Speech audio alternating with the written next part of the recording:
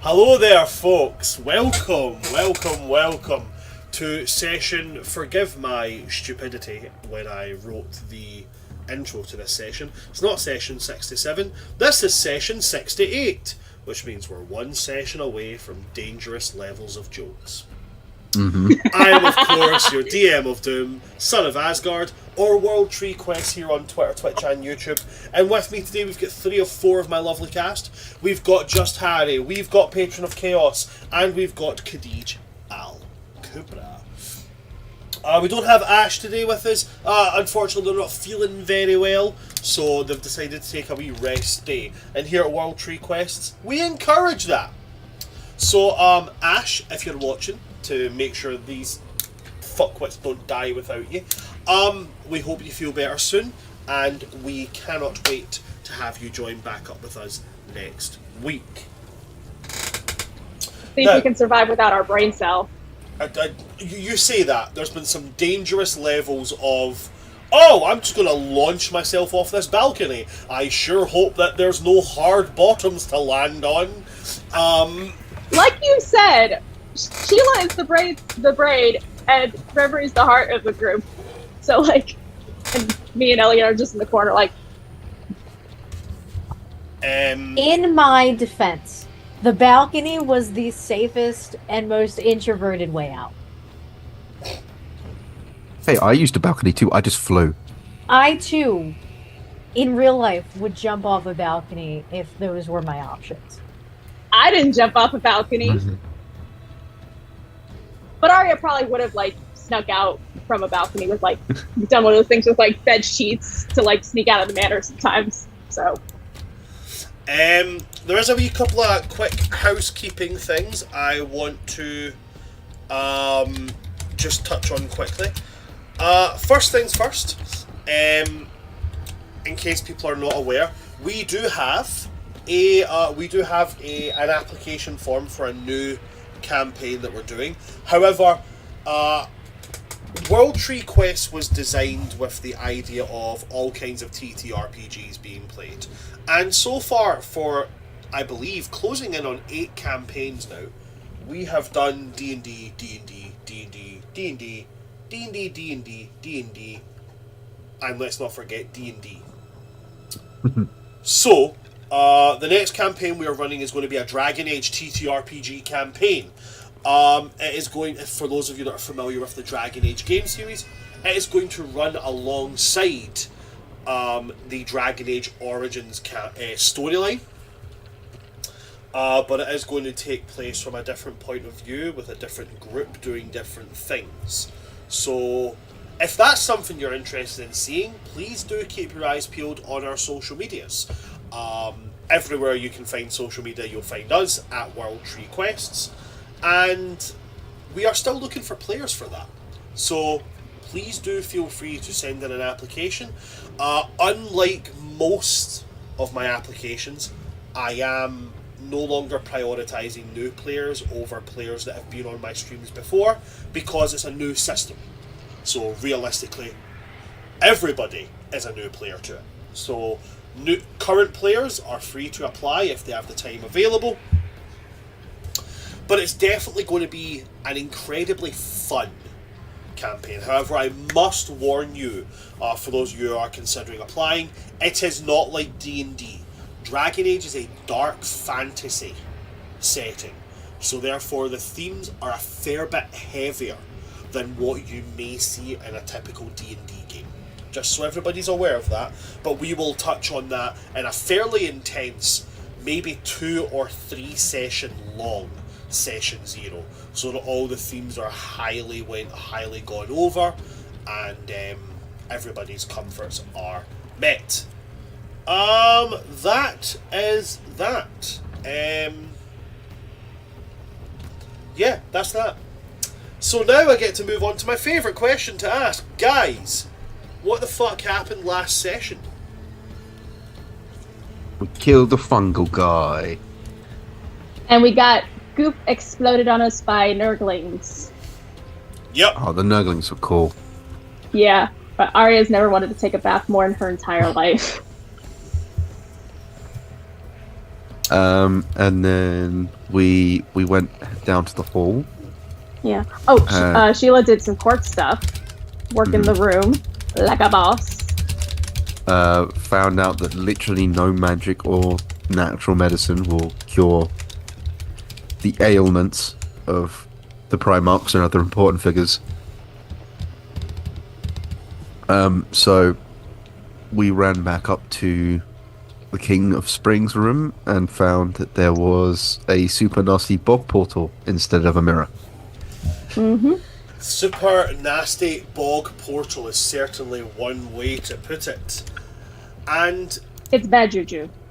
major bad juju right there. And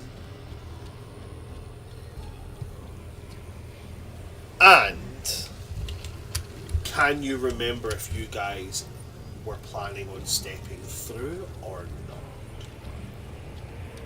I think you made the mirror thing a cutscene-esque thing, so we were just standing in front and of I left it. you I think. guys with it. Very well done. I was hoping somebody would slip up and be like, "Oh yeah, we were going in." Okie dokie then. No. I've been taking better notes. I've been taking better campaign notes. I almost got you. Not today. Not today, Satan.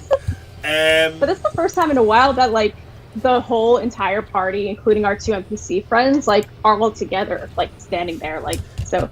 That I thought that was kind of cool that we're facing us all together. It has been a bit of time. It has been a fair wee bit of time.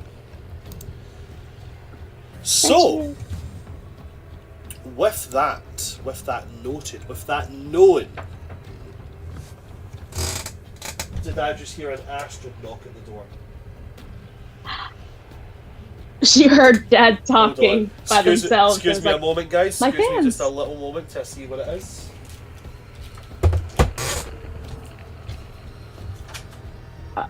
My cat's meowing. Hello. It's not time, Nala. You've got a half an hour. You can come in. While we wait, I would like to inform everyone If you go see Mummy and get some I'm eating a pajamas on, mushroom risotto okay? I was with wondering a what that chicken was. breast. We stand breasts. Love a good. Oh yes. I was gonna say something else, but that's so the show. So, my youngest daughter, my lovely, dear, lovely little girl, knocked on the door politely with an ice lolly in her hand. Like an ice pole. But it's one of those, those milk pops that we get over here, Harry? The milk ice. So she's standing there, right? Just like this. Stark naked. As the day she was born. Just like, well, I heard you speaking. Take me to say hello to my gloried audience. And I was like, you can't come in. You need to go get pajamas on. Then you can come in. She hangs her little head. Brings the milk pot down. Licks. Then looks up and goes, "Okay, Daddy." And turns around and walks away. I love Astrid so Love much. this. I honestly, the laugh was so perfectly timed with "we stand breasts" that I just couldn't. I thought that's what you were laughing at for Whoa. a second. Wait, what did I miss? We stand breasts? What?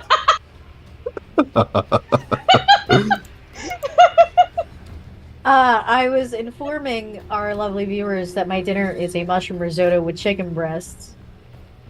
And Harry goes, "We stand breasts." Here on World Tree Quests. World Tree Quacks? What? Are you staring at the picture of my ducks? Are you looking at my ducks? I did just post that yesterday. Here at World Tree by the way. Quests, it should be noted, we are a fan of chicken, whether it's thighs, legs, or in fact breasts. Like, chicken is good. It is a good source of Love protein. Oh yeah. The eggs are great too. The bones are great for a broth too. Oh yeah, hella good. Right. Oh, with that. Hi guys, we're back. What a start! This is a chaotic cold open. What a beginning. So yes, you guys are standing in front of this. What was at one point a mirror? which has now grown and twisted out to become a 15-foot by maybe, for the sake of keeping numbers in the 5-foot margins, 15 by 10 foot wide portal that has been formed from this. The horrific sense of fetid and putrid rot that is wafting out of this is boggling. It's enough that being this close, I would actually say you'll probably get disadvantage on like perception checks, because the scent of this will knock you a little bit doolally. Very, very clear otherworldly vibes. When you guys were in the Springlands and you fought this hag, and Reverie, I believe it was, opened that door, which led to an underground earthen tunnel, but you didn't venture inside. Reverie, it's got the feel of that. You would hazard a guess this leads to the demiplane where this coven's power originates. Me and Elion wouldn't probably recognize it that well, because I think we were unconscious during that time, You guys right? were unconscious, so you wouldn't have felt the energy from this door. Reverie, however, most certainly would have. Yeah, my head snaps to Kiernan and Kesselius. Kesselius is actually fairly stoic. Mostly just taking, stock of everybody else. Kiernan is, his hands are really needing the hilt of the axe. Like, they are. He's certainly in two minds. Like, he's on the balls of his feet, halfway prepared to turn and run, because as everybody in the party knows, one of the few things that Kiernan fears is hags. He is terrified of them.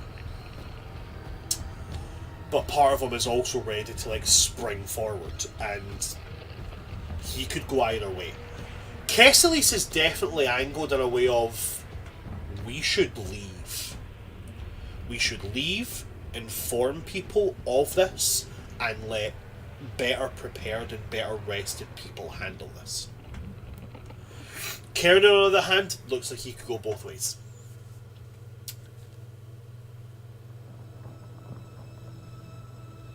I put to the party, what would you guys like to do here?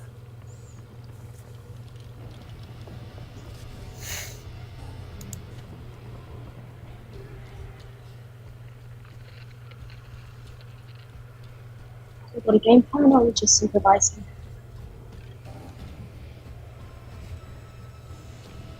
I mean, I'm fully fit, but I'm pretty tapped. Same. I've got. Sorry, go ahead. I don't know if we can take a hag, let alone multiple of them. I've got a little bit left in me, but not much. How much that can realistically help? But nothing on the prime marks is working, so I don't think we have a choice. But we can try and contact. If we can, I know we're pressed for time, but if we can spend an hour or so in those healing springs, maybe I can get enough juice to cast ascending, reach out to the Autumn Lord, or even Oberon Titania. People who are better prepared for this sort of thing. That's the reason they're all rulers, right? To protect the people. Do we have an hour? Kesselius, upon what you've said, Arya, is going to go. Arya makes a lot of sense. We do have time. Nothing is charging through. Nothing is making any further moves that we can see. So we should step back. We should study. We should collect information. While the prime marks rot in the guest hall. Better the death of two than the death of thousands. If we can keep them stable somehow, that might buy us some time, but I think ultimately the choice should go down to the Autumn both here. I would ask Sheila, but I'll mostly look at Reverie because I remember what she told us about her past and her experiences with plagues. Yeah. Hey, DM. Yes? Judging by the speed in which everyone has been getting sick, and the difference between when I first saw them, the Primarchs go down versus the difference when I came downstairs, roughly how long do they have? This seems to be not the exact same as what you saw, but certainly in the same line of symptoms and such. You would estimate that the people here have... Make me a medicine check. I'll give you advantage because you've got experience with this like kind of run of diseases. I think you've also still got either a guidance or a bardic inspiration for me that I gave you last session. I might. I don't think guidance was used this late on, so it's probably a bardic inspiration that is being held. It's better I anyway. remember giving guidance to someone. But yeah, you definitely have a bardic inspiration. I remember that. Oh, I couldn't find another D20 for a second. I was like, where'd they go? Not the D20s. Okay, with advantage, that is 22. So on a 22, you cannot be exact because you don't know this exact strain. But you know it's definitely not weeks, it's days. But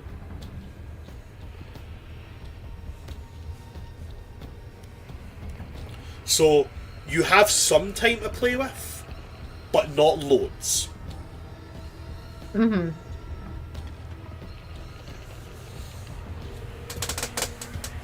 If you guys want to use the hot springs,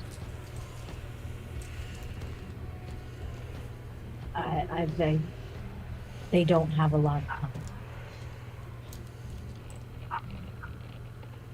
It's But for at least an hour. off of my estimations, yes. Then that can be enough. I can get enough magic in these across ascending and reach out to at least 3 people. We need help in this. Well, hopefully help comes this time.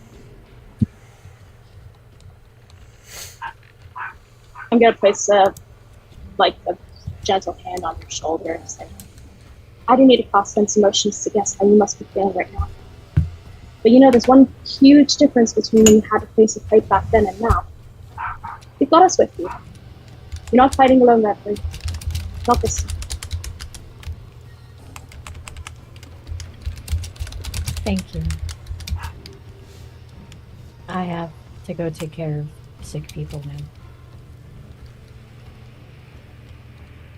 DM, before I walk out of this room, I'm gonna slap my hand on that ground, and I'm going to cast Summon Celestial. I was going to get guards to do it, but that's much better. Yeah. And I want him to guard this room and stay out of What's sight the of the celestial mirror. look like? I'm gonna use what? I'm not using the bow guy. I'm using Chad. Yeah, I'm using the defender. Okay. So he's a super big guy. He's got very dark kind of armor with these streaks of white, like a porcelain white. Okay. That go through it, and feathery shoulder pad. Pauldrons. That's the word I was looking for. I like it. Hold on. Excuse me a moment, guys. I just have to be very careful with it. Oh, okay. She's got pajamas on. Right, you come to say hello? Jimmy! Ah, there we go. Hello! Say hiya. Hi, Astrid. You got it. Say hiya. Hello, it's your biggest fans. It's your fan club. Yeah? We really do need to get jackets. You go tell them you were on holiday, weren't you? Yeah? Did you go and see you went and seen all the Seaside Squad, didn't you? You're just staring at your phone. Alright, Astrid, okay, you've came and waved. Right now, say bye-bye. Bye. Say night-night. Night, Astrid. Blow kisses. Mwah. Hi. Blow kisses. Mwah. She's got her binky and she's preoccupied. Right. I Go. think she's doing it though, because she's pulling it out. and Yeah, putting she it was back doing that. in. She was She's doing trying to it towards the phone. multitask. What? Where's Mummy? I can tell you she's not in here. Close Daddy's door. Good girl. Oh, she's so She clever. got so big. Oh, she's so big now. She's gotten so big over the So years. Really She's has. 3 this year. Oh my Unbelievable. gosh. I know, right? Right, where was I? Ah, yes. So, you summon this defender. And I believe the defenders, they come in with is that a greatsword? A giant mace, Giant like a radiant mace. Okay. So it comes in with this mace, and you're going to tell them to guard this room. Mm-hmm. Okay. So they're going to take that on literal statement. Okay, that's how their orders work. So you say guard this room. To you understand that to them that means if anybody comes in this room without you, bang, smack, smack, skadoosh. Yep. Getting whack. They getting whacked. They sleeping with the fishes. The big bunk. Do you know where his headphones are? His headphones should be up on the bed. Okay. A rare appearance from my wife. Hi, Miss Amy. Bye, Miss Amy. Hello. Where was I? Sorry, lots of distractions there in one fell swoop. Yes.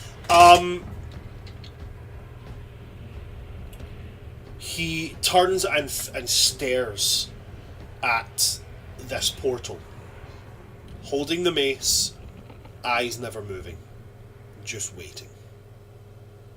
Perfect.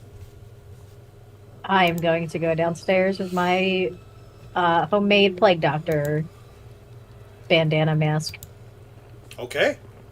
and start taking Yeah. care of sick people the best I can. Cool. So you make your way down. You're going to start helping and seeing to some of the people who have been made sick. What about the rest of you? I mean, I'll hang on. get you. Mhm.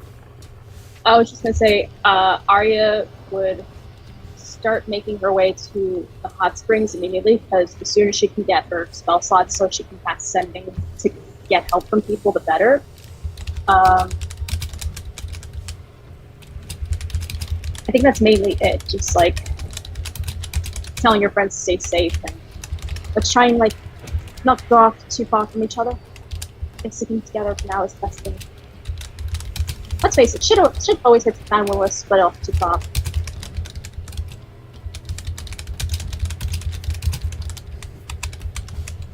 I'll just head to the hot springs. Arya, you're heading to the hot springs. Yeah. Okay. Elion, Reverie, what about yourselves? Are you also going in this direction to the hot springs? I'm taking care of sick people. You're just staying with the sick people. Elion? Yeah, I'll head hot springs. Okay, cool. Kesslis is going to stick with you, Reverie.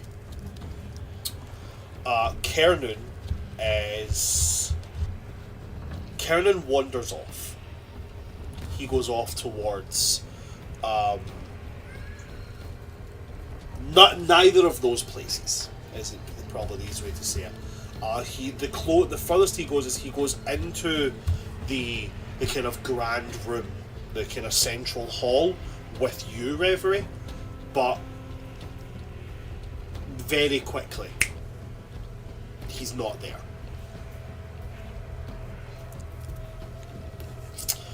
I'm going to go to the springs first, okay? So early on, Arya, you guys go to the springs, and you can see the springs were actually quite busy. Lots of soldiers and lots of the guards and, you know, high important guests are in here, resting and taking advantage of the springs' healing properties here.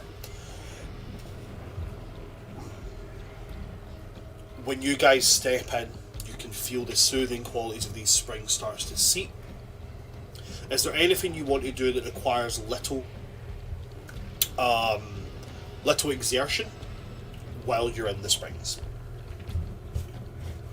I think if I see like soldiers there, I would tell a few of them, spring and or autumn, or even both, to like, if they can spare a couple people, just like maybe make their way to like the marketplace in town, because I'll tell them that like the common people in town were panicking. I managed to gather them around. I explained what I did to like kind of calm them with the major image and send them someplace safe.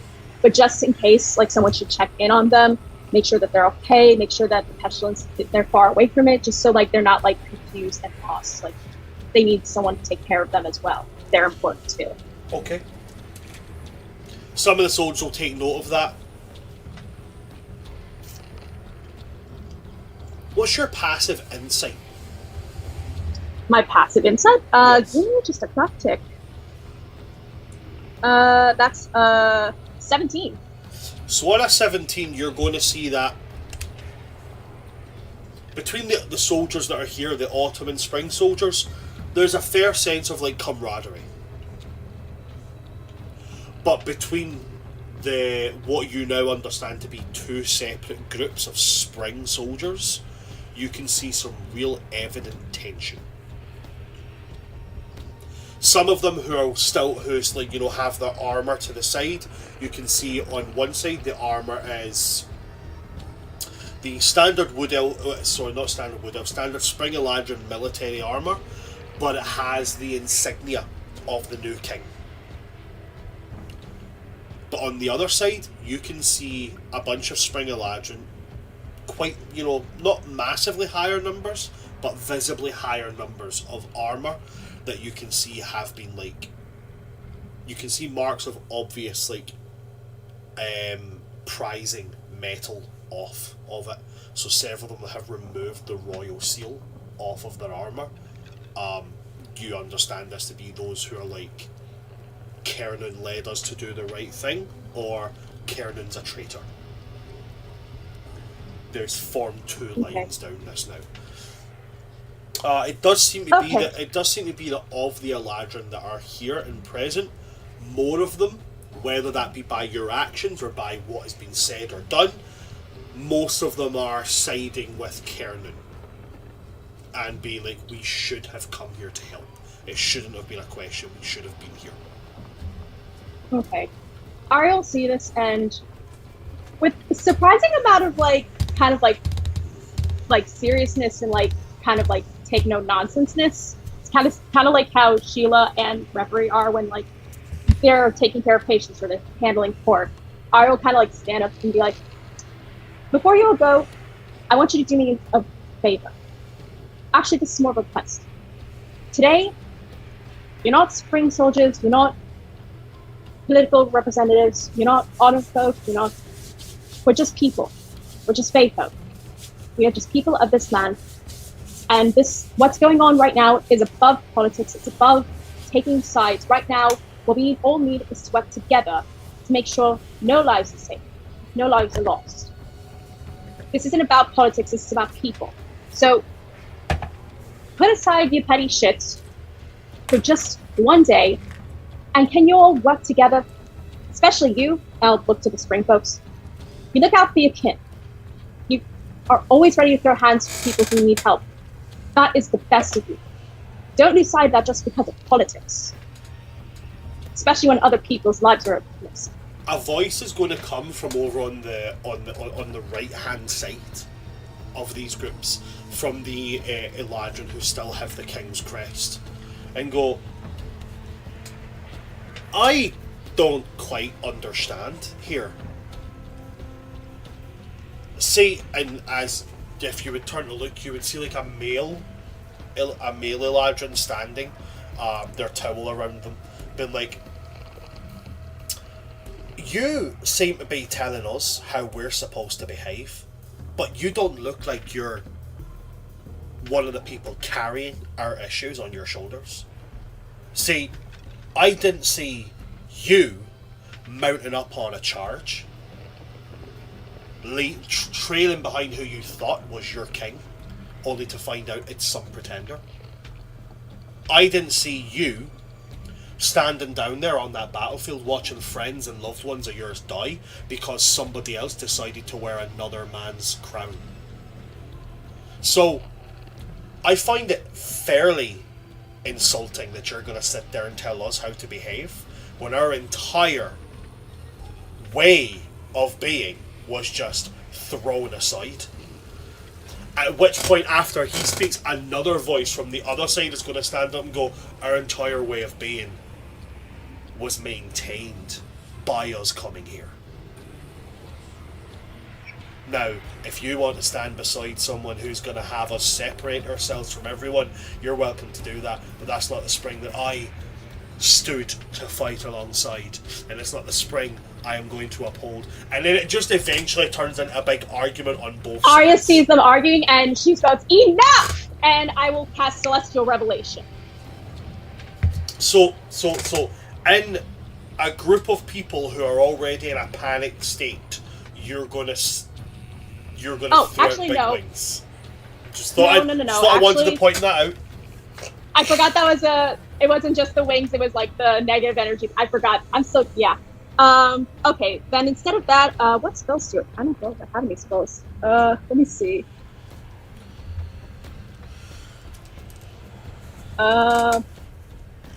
So a spell that could be quite useful Okay, here, if you have the cantrip, Thaumaturgy could be used here. I don't have Thaumaturgy, but I do have Minor Illusion. And what would you like to do with the Minor Illusion? Similar to how Arya uses like the heartbeat rhythms that like uses to like carry out heartbeat rhythms. I think she'll kind of play around with that sound thing. Maybe even like thinking back to stuff she like heard Sheila talking about with, like sound and vibrations, how they carry the scientific elements of music and sound from like their debates, and use it as almost like a magical makeshift like microphone or amplifier. Like Okay. just putting dropping an amp on it. I don't think Minor Illusion would work like that. Minor Illusion is a visual illusion. It's not like an auditory illusion. At least not in the way that it amplifies what you say. If you wanted to amplify your voice, it would be the cantrip Thaumaturgy that you would use. That makes your voice able to be heard from over 300 meters. Aria, do you mind if I try? I think I have an idea. Well, wait. Hold on a moment, just because I'm not saying don't say that. Yeah, continue, yeah. But just let me try something. Aria, it could still work, you shouting enough. Yeah. But you'll have to make me a persuasion check at disadvantage, because you are shouting over two groups of people yelling at each other. All right, I'll give it. You're a a bard, try. though. You've got that. Yeah, Arya's got like she's gonna like think back to like back when she used to sing and what she knows about like projecting from like the gun voice. And you said persuasion. Persuasion at disadvantage. Okay.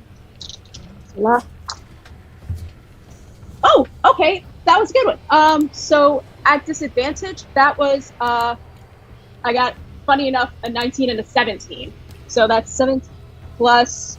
Oh no, wait, hang on. Oh no, wait, I read that wrong. So that's an 8. I thought it was. Yeah, no, I read that wrong. The dice are really clear, so I couldn't see clearly. Okay, so at disadvantage, that's an 8.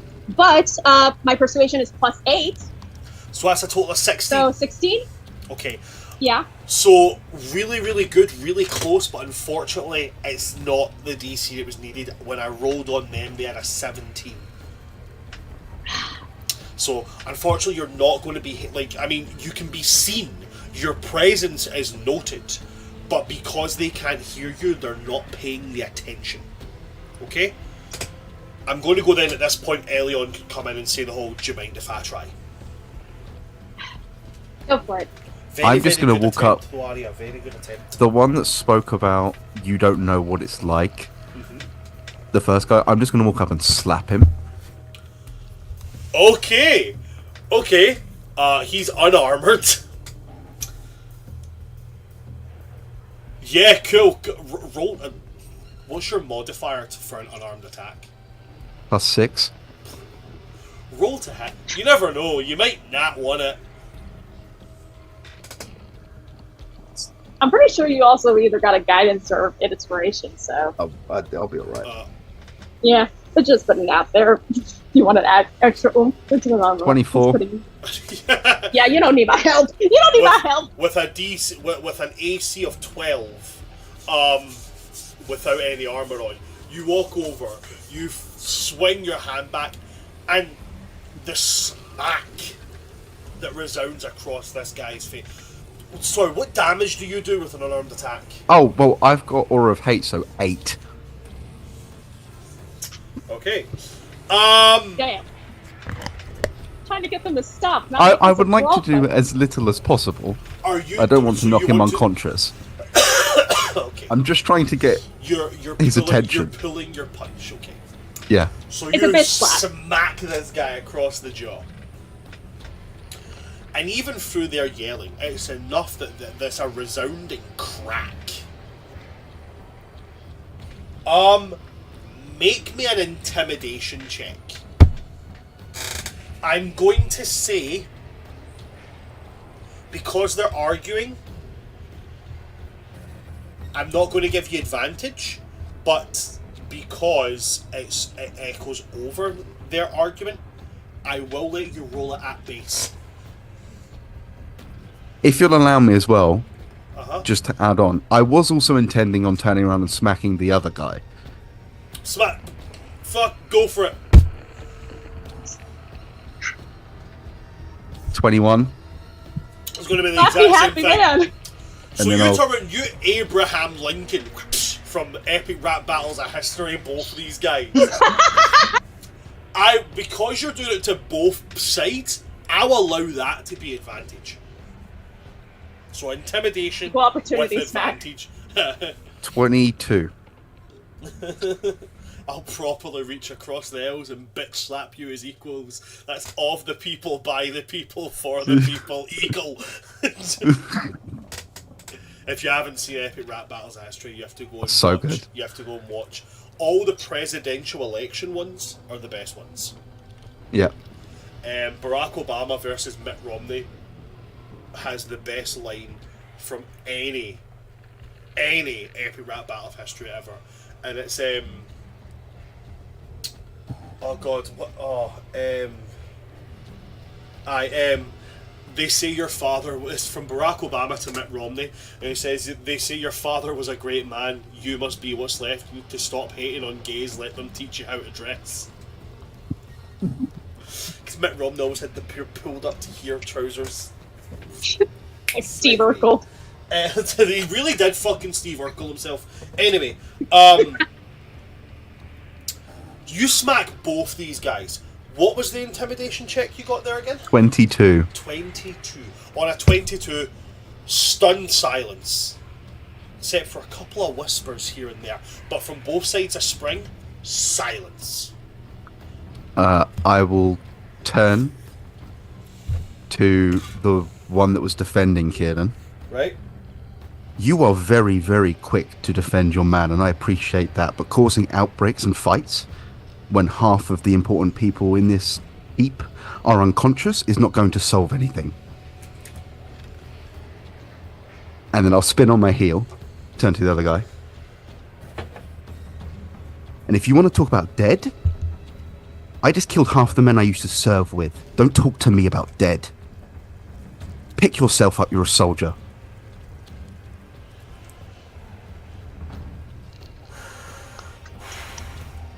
This is me, not Arya. Oh. Elion, if you didn't have inspiration before, take a DM's inspiration for that. I man. don't, Take so I will take that one. a D10 that you can add to any dice roll, man. That was fucking cold. That line, like, pick yourself up, you're a fucking soldier. Fuck, oh great. Okay. So with that being done, both these sides kind of disperse away. A couple of, last minute jibes at each other, but they pull themselves away. Both sides nursing bruised egos.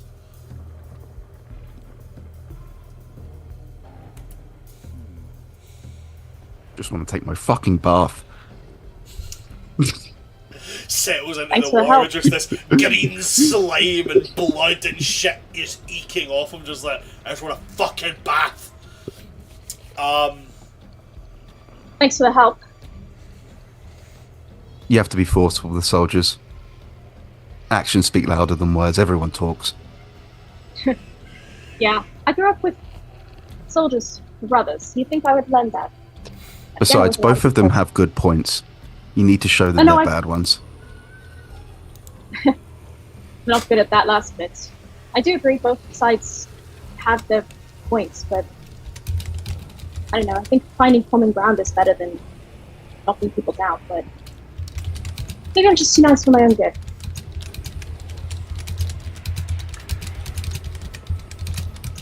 Oh, anyways. I'm gonna take a bath. I've never wanted to wash my hair so badly in my life.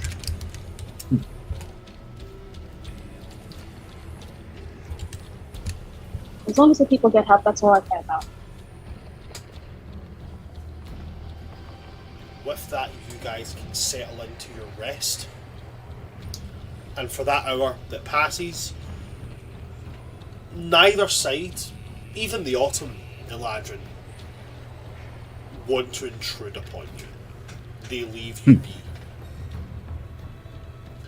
I'm now going to jump over to Reverie and Kesselies.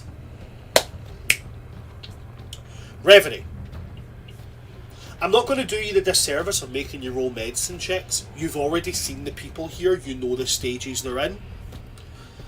You know that at this point, while there are loads of healers running around trying to do this and trying these elixirs here and there, you know the only thing you can really do here is like the things you would do to treat a fever.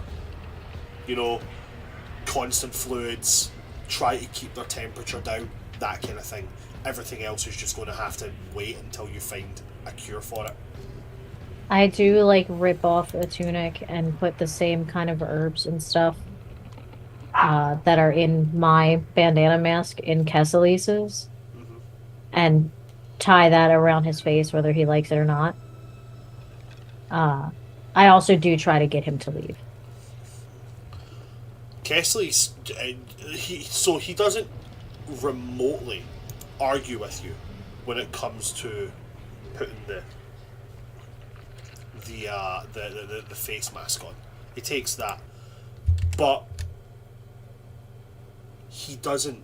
You try to get him to leave, and he's just like. The moment you try to the moment you even begin to it, he just puts his hand up and says, "With the greatest of respect, Reverie, and I really do mean that. You'd have a better chance getting Kernan to paint himself red. I'm not leaving. Would you leave if I was telling you to?"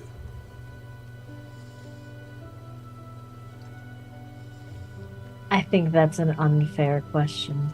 Then, of all the things that I've grown to know you as, please don't let one of them be a hypocrite.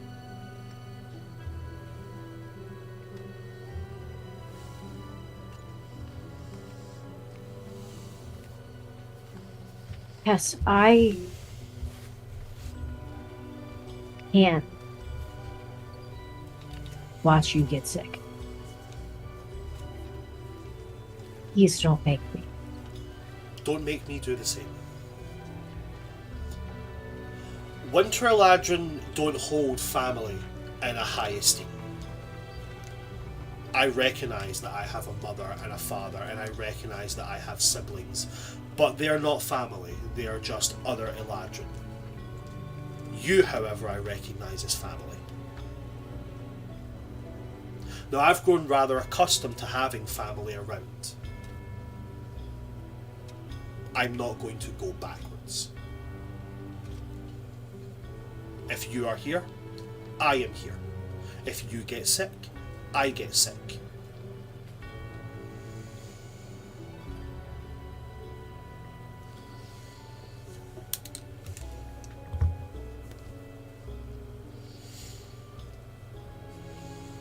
Reverie kind of just reaches out and pulls him into like a crushing hug. He hugs back, which is, fairly often when he's gave you a hug before. It's always been that kind of one hand pat on the back.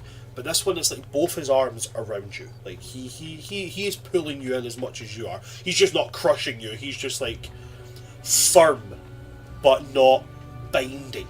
If you understand what I mean. And he says,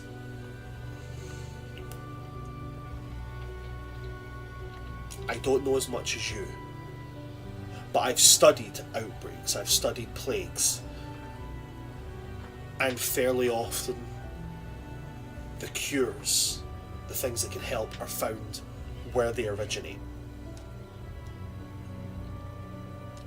I have some ideas, but we will need help.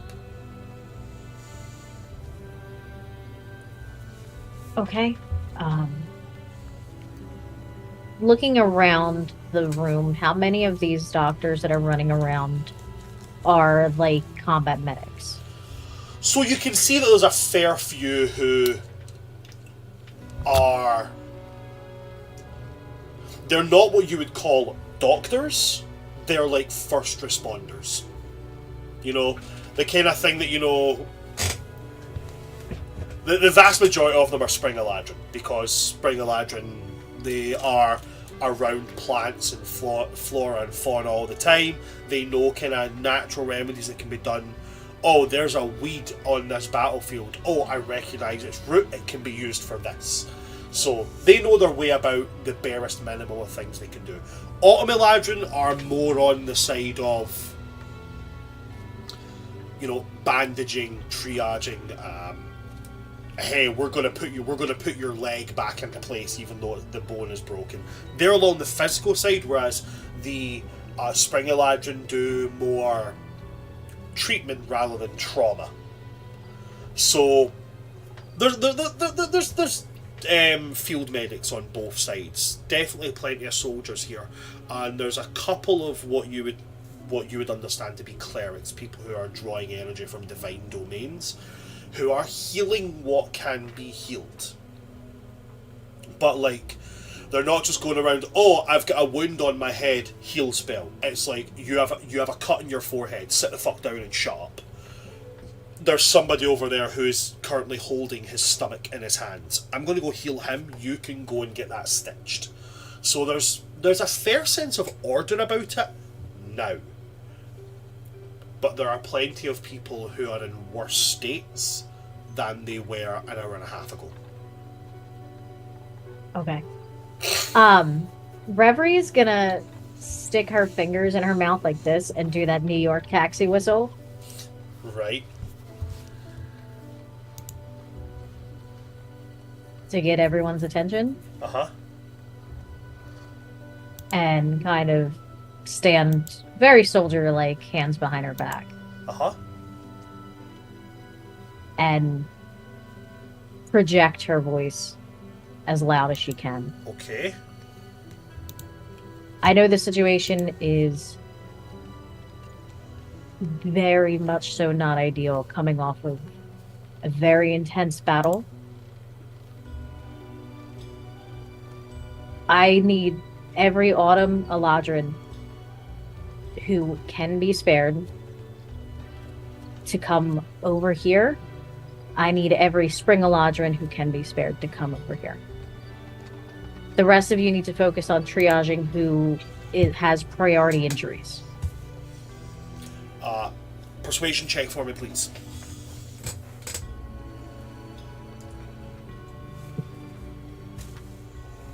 I am so persuasive. Don't so persuasive. Don't worry. That is a 14. Okay, so on a 14. A 14 is going to get all of the Spring Eladrin. Spring Eladrin have a lower DC for you because they recognise you as somebody who has been around Cairn and such. Autumn Eladrin, they've only met you recently, in the sense of within Russett Falls. These guards, the palace guards, I'm not obviously I know you're from Autumn. I'm meaning these particular guards have only met you fairly recently. You've been around Spring, Eladrin, soldiers and such a fair few times. They recognise your face. On top of that, they know Kernan, they know you're with him. So Spring and Eladrin have got a bit of a lower DC for you. However, you're going to get both of them with that. The Spring Eladrin immediately come to you. The Autumn Eladrin take a bit more time coming to you, but they do all make their way over before they all come into you, holding what little they have with them. None of them have been able to venture back up to the higher rungs of the tower to see what can be found. Okay. First and foremost, I'm gonna explain the symptoms of the plague that ravaged my home Okay. that I saw in the woman, Mhm. and I'm going to very firmly say, if you see someone experiencing these symptoms, you bring them. Don't even bring them. Don't touch them. Don't go near them. You let me know. Okay. Bear with me a moment.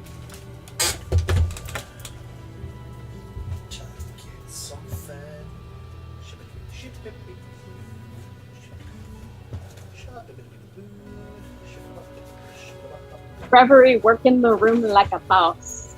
This is what she does. This is her job. Also, that moment between you and Kesselise. It's my son. I love the I Found love my family trope. son. I love my the Found son family so trope much. so much. You said the trigger word, and so the thing happens. Okay, so you describe it all the symptoms and such, yeah?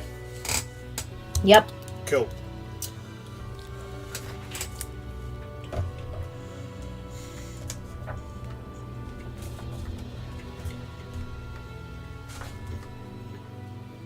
A Spring Eladrin, female presenting, when you explain it, pokes their head out and kind of like, they're a caravan passed through Spring on their way to dealing with something like that. There's plants in Spring that can help. What plants? Excuse me a moment, just to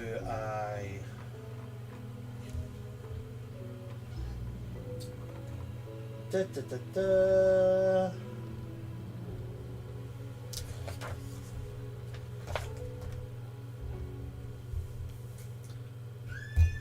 Here we go.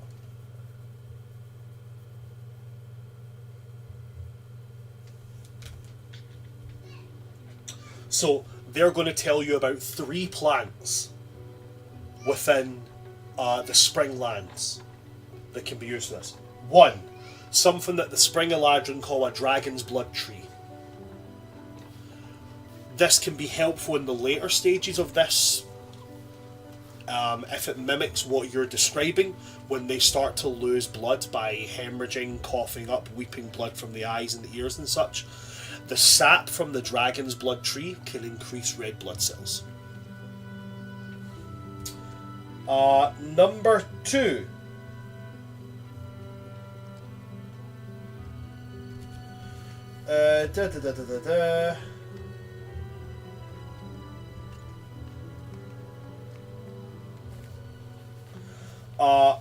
The bark of the elder tree, which is, it's easier to find than the dragon's blood tree, but this, when powdered and applied either through a salve onto a wound, or for those who are just feeling the effects of the actual illness itself, made into almost like a tea and drank, it bolsters their protection against the supernatural aspects of this.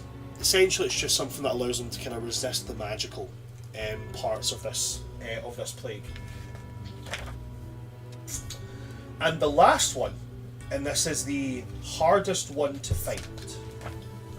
I know it's in here, bear with me a moment just to find this.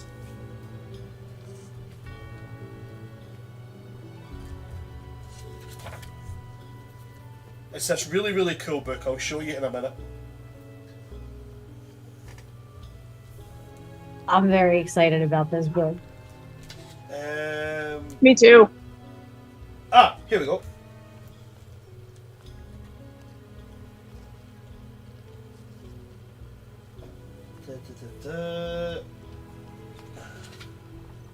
No, it wasn't that one, sorry. I know it's in here, please guys, just do bear with me. It's all going to be worth it once I find... Oh my god, where are you?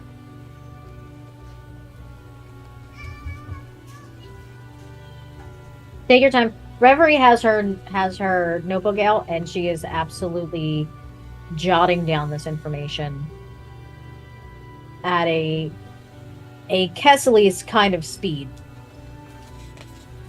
We have hit her special interest. She is going Super Saiyan. Found it.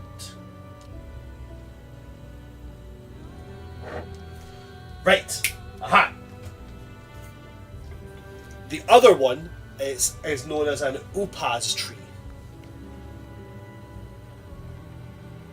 The Opaz, the sap beneath its really, really spiny bark can distill a toxin so potent that one drop is said to possess enough potency to kill 10 men.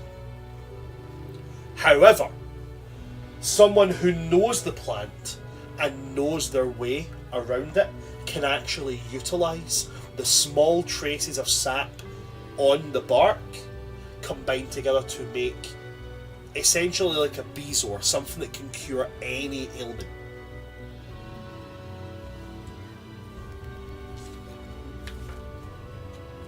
Yes. The dragon's blood tree is exceptionally rare. Very difficult to find, but it can be the difference between life and death. It can be the difference between turning this plague from a almost guaranteed death if you start to get to the bleeding stage into it's an incredibly bad fever, but you have a fighting chance of getting out of it. The elder tree is fairly uncommon, but you can find it if you spend a good 4 or 5 hours looking. At which point, yeah, you can bolster their ability so that if you catch it soon enough, they might not even reach the bleeding stage. They might be able to fend it off from the get-go. If you find the Upaz tree, which is one of the hardest trees to find within the Springlands, for those who don't know where to look, you can cure it from the get-go.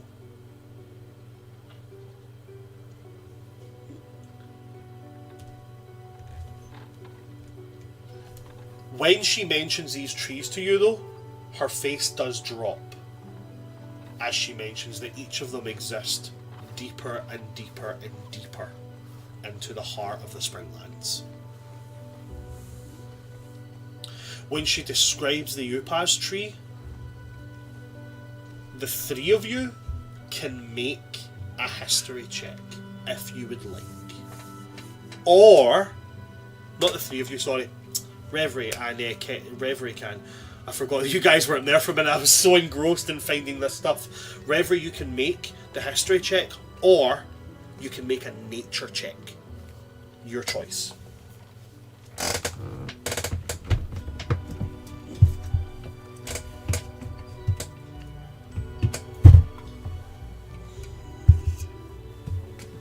You are muted, dear.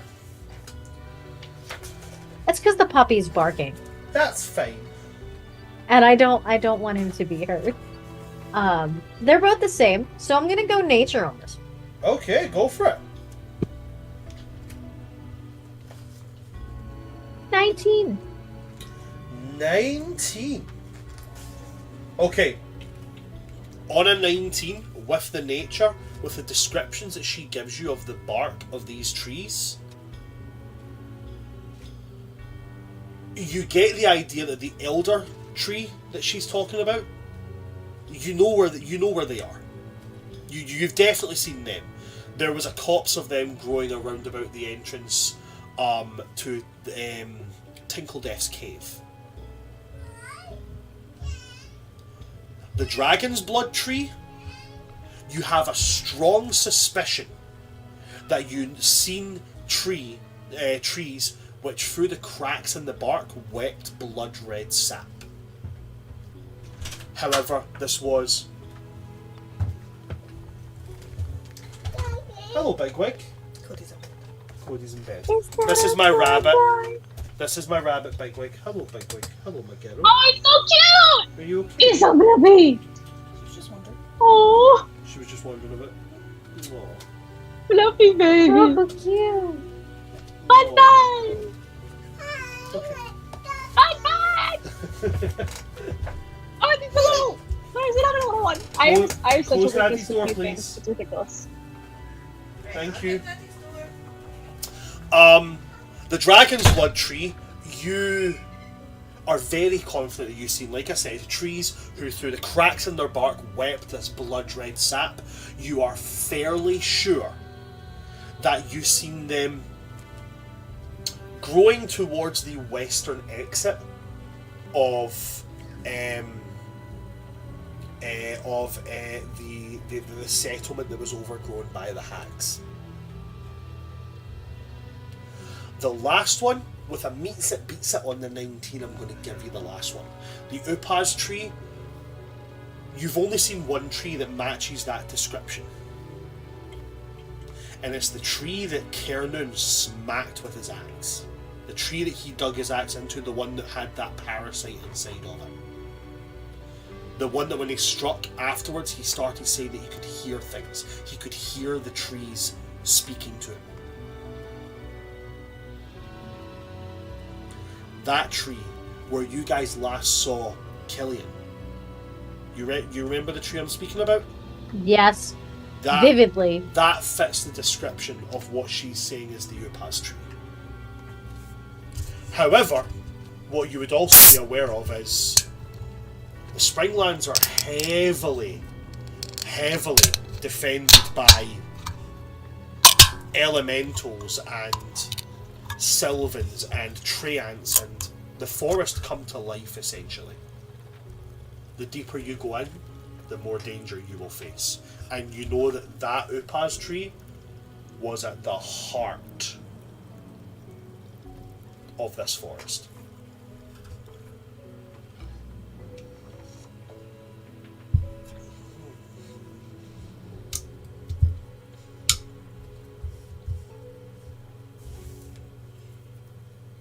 Okay.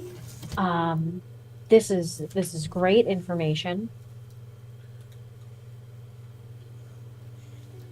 I don't know how I'm gonna get it, but I know where they're all at.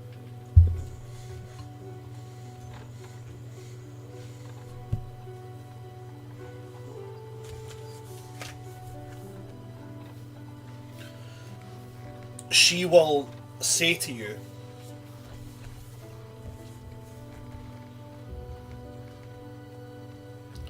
if you have somebody that knows the forest enough, they might be able to help you get through. But we've been chased to the outer borders. We can barely get into any of them. We can't even get back to Oak Tree.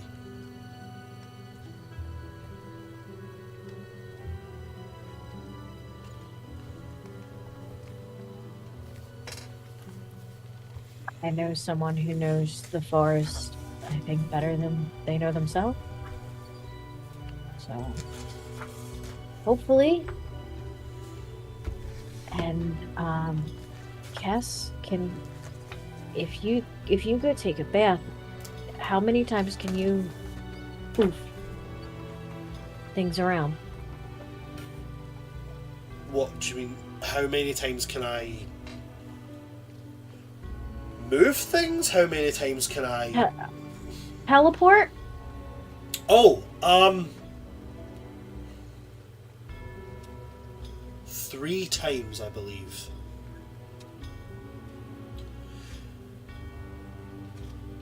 Three times. Okay.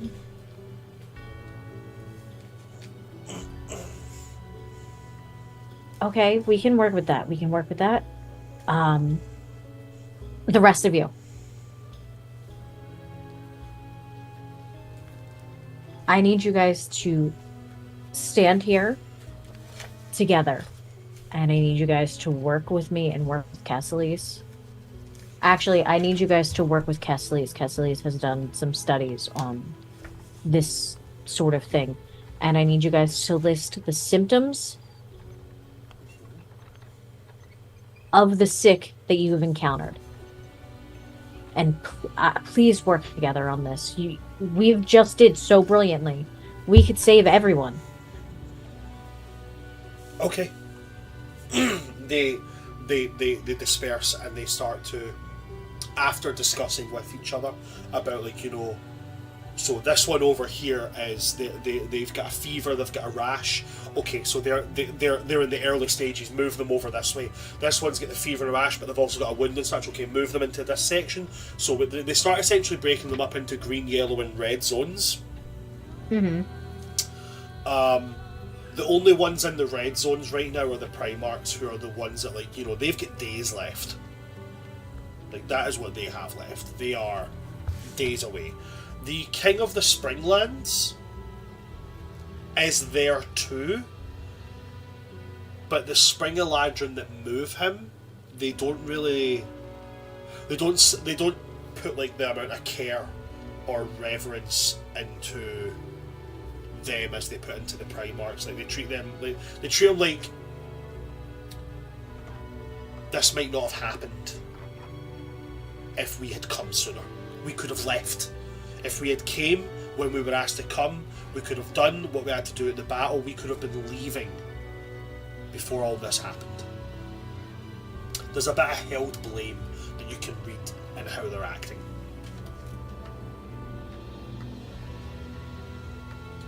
Is there anything that you would like to do as you see them kind of disperse and start to do what you've asked them to do?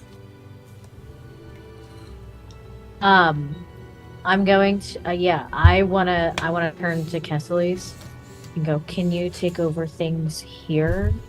Actually, no. You need to go take a bath, because I'm gonna need you teleporting.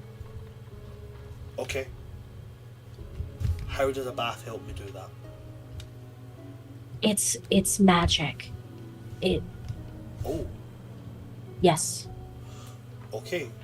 Go find Alien if anyone's making you. Actually, just stab anyone who makes you feel uncomfortable on the way there. I don't have time. I'll heal them later if I feel like it. Please don't do anything reckless. I am not going to. I'm going to go find Kiernan. Hopefully, maybe. And then also go take a bath if I get time. If not, I'll just go in there and wash this slime off my face. Because it smells so bad.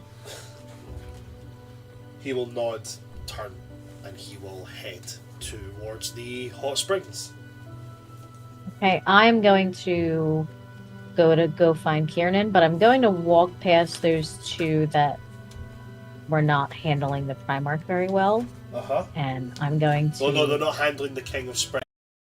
And I'm going to very gently kind of pat them on the back. Uh-huh. They're standing way. And then I'm gonna very, very calmly like meet their eyes and go, you can spend as much time as you want on the what ifs in this. But right now this is the reality. And I don't want you to regret if your king has been treating you good the way you handled him.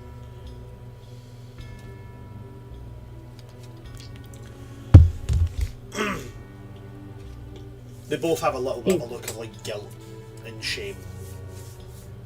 These people are very sick.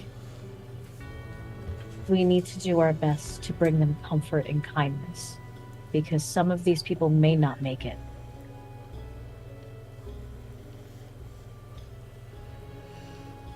Yeah, you're right, Miss Reverie. Sorry about that. It's okay. Tensions have been very high. Now, you two do your best to not get sick. I'm gonna go find someone who can get me through those woods to get those cures. They nod and they go back to doing what it is they're doing. I'm running to go find Kieran. Okay. It's a wee bit early, but I feel like that's a kind of nice place to take a wee break. So what I'm going to do is I'm going to put us on to our 15-minute break there, and we'll come back in 15 minutes and we'll go back to Elion and Arya, see what they do after their hour in the hot springs, and then we'll come and see what happens with the rest of it. Okay? Don't go anywhere, folks, and we will see you after our 15-minute break.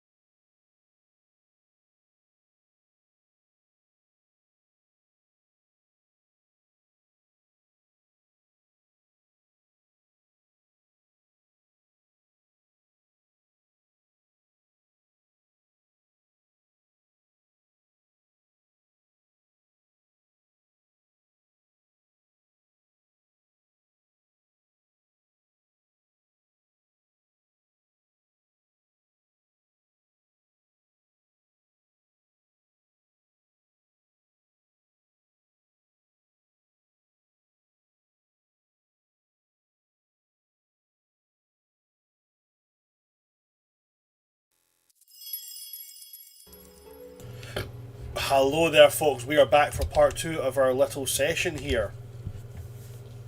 Now,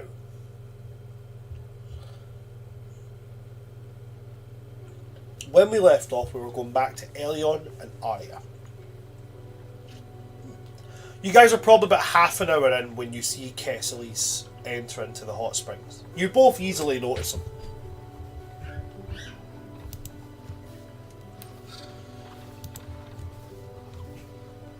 At this point,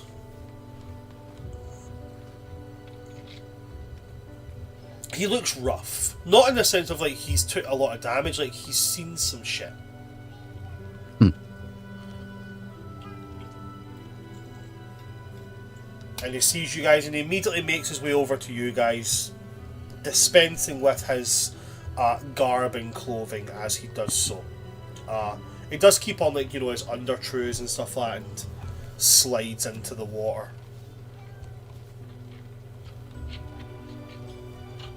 Doesn't really say much as he does that though. How's it in the hall, Blue? Go away.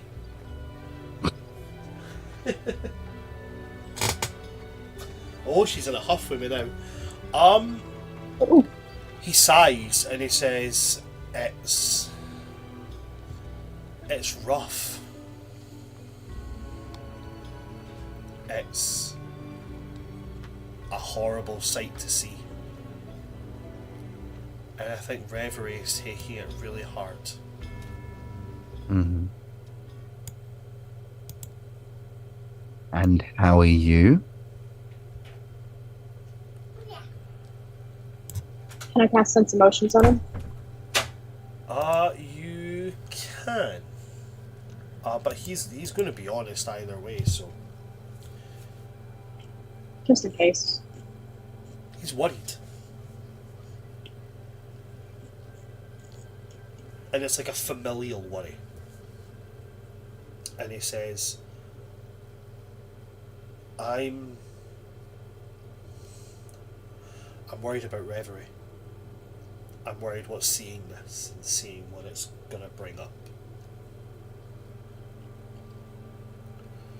But I'm also aware that she is more than capable of handling herself.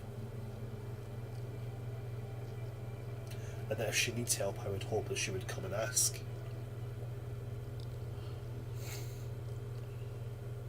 But at the same point,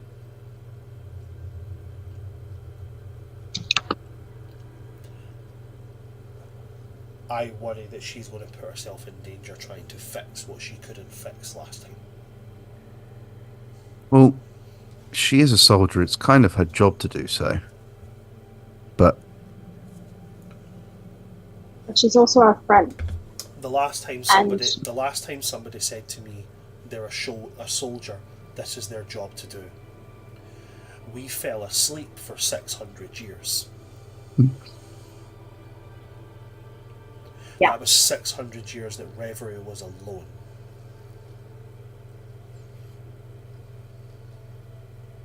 I've felt what she feels. I've sensed her emotions. She always appears calm, but guys, she is angry all the time. Like, I'm not talking about like anger, I'm talking about a deep, bubbling rage.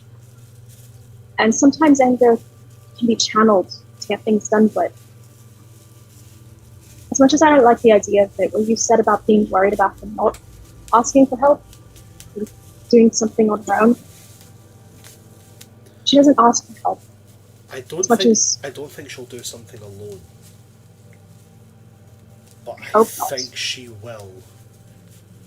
If something presents that could cure this, she will go to dangerous lengths to get it. And that's why we can't wait for her to ask for our help or our support. We have to just give it, be there. Because I know she's not going to ask for it. She doesn't like putting burdens on other people. She's used to carrying them herself. We have to be there to help her carry it, even if she doesn't ask. I think that's the best thing we can do for her. This look of resolution, like stalwartness.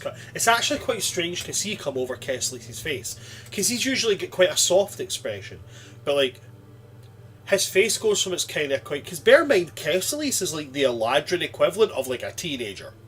He's like 16 years old. He like around him, all you can hear is the echoing song of "If you're not 21, then you're 12." Like that just echoes around this kid. But in this moment, his face looks like it is chiseled out of stone as he says, "I'm not going to let her be alone again." Me either. That's what you do for family. Respectfully, That's what you do for friends. can I share a different perspective? Yes. Go ahead. We do the job Reverie and I do to carry the burdens of the less fortunate. Because not everyone is as strong as we are. Because we have trained to be. And I do agree that we need to be supportive. But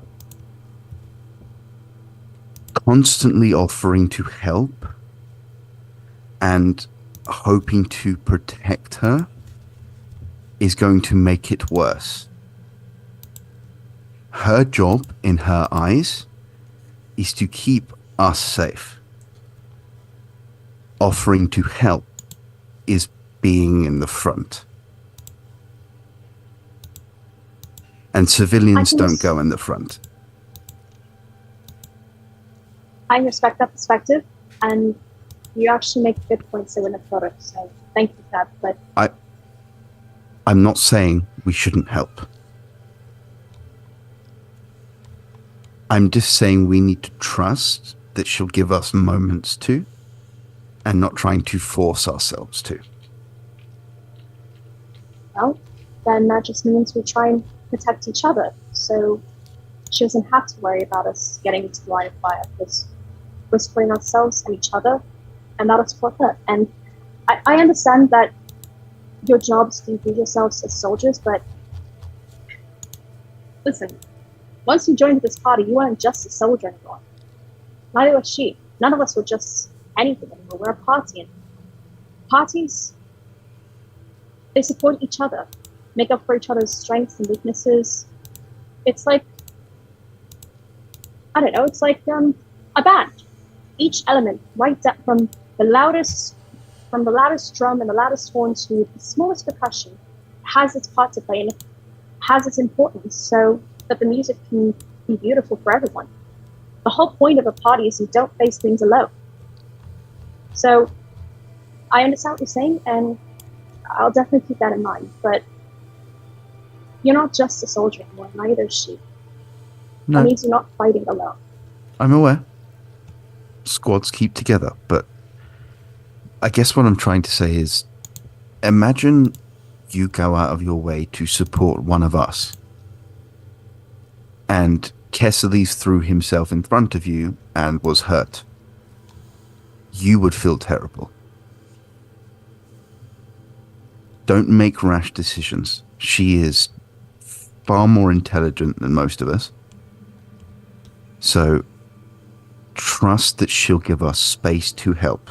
Don't force there to be space. She'll feel choked. She might not communicate it, and I don't think we should talk about it until this is done. At all. Let's not talk about feelings. We have jobs to do.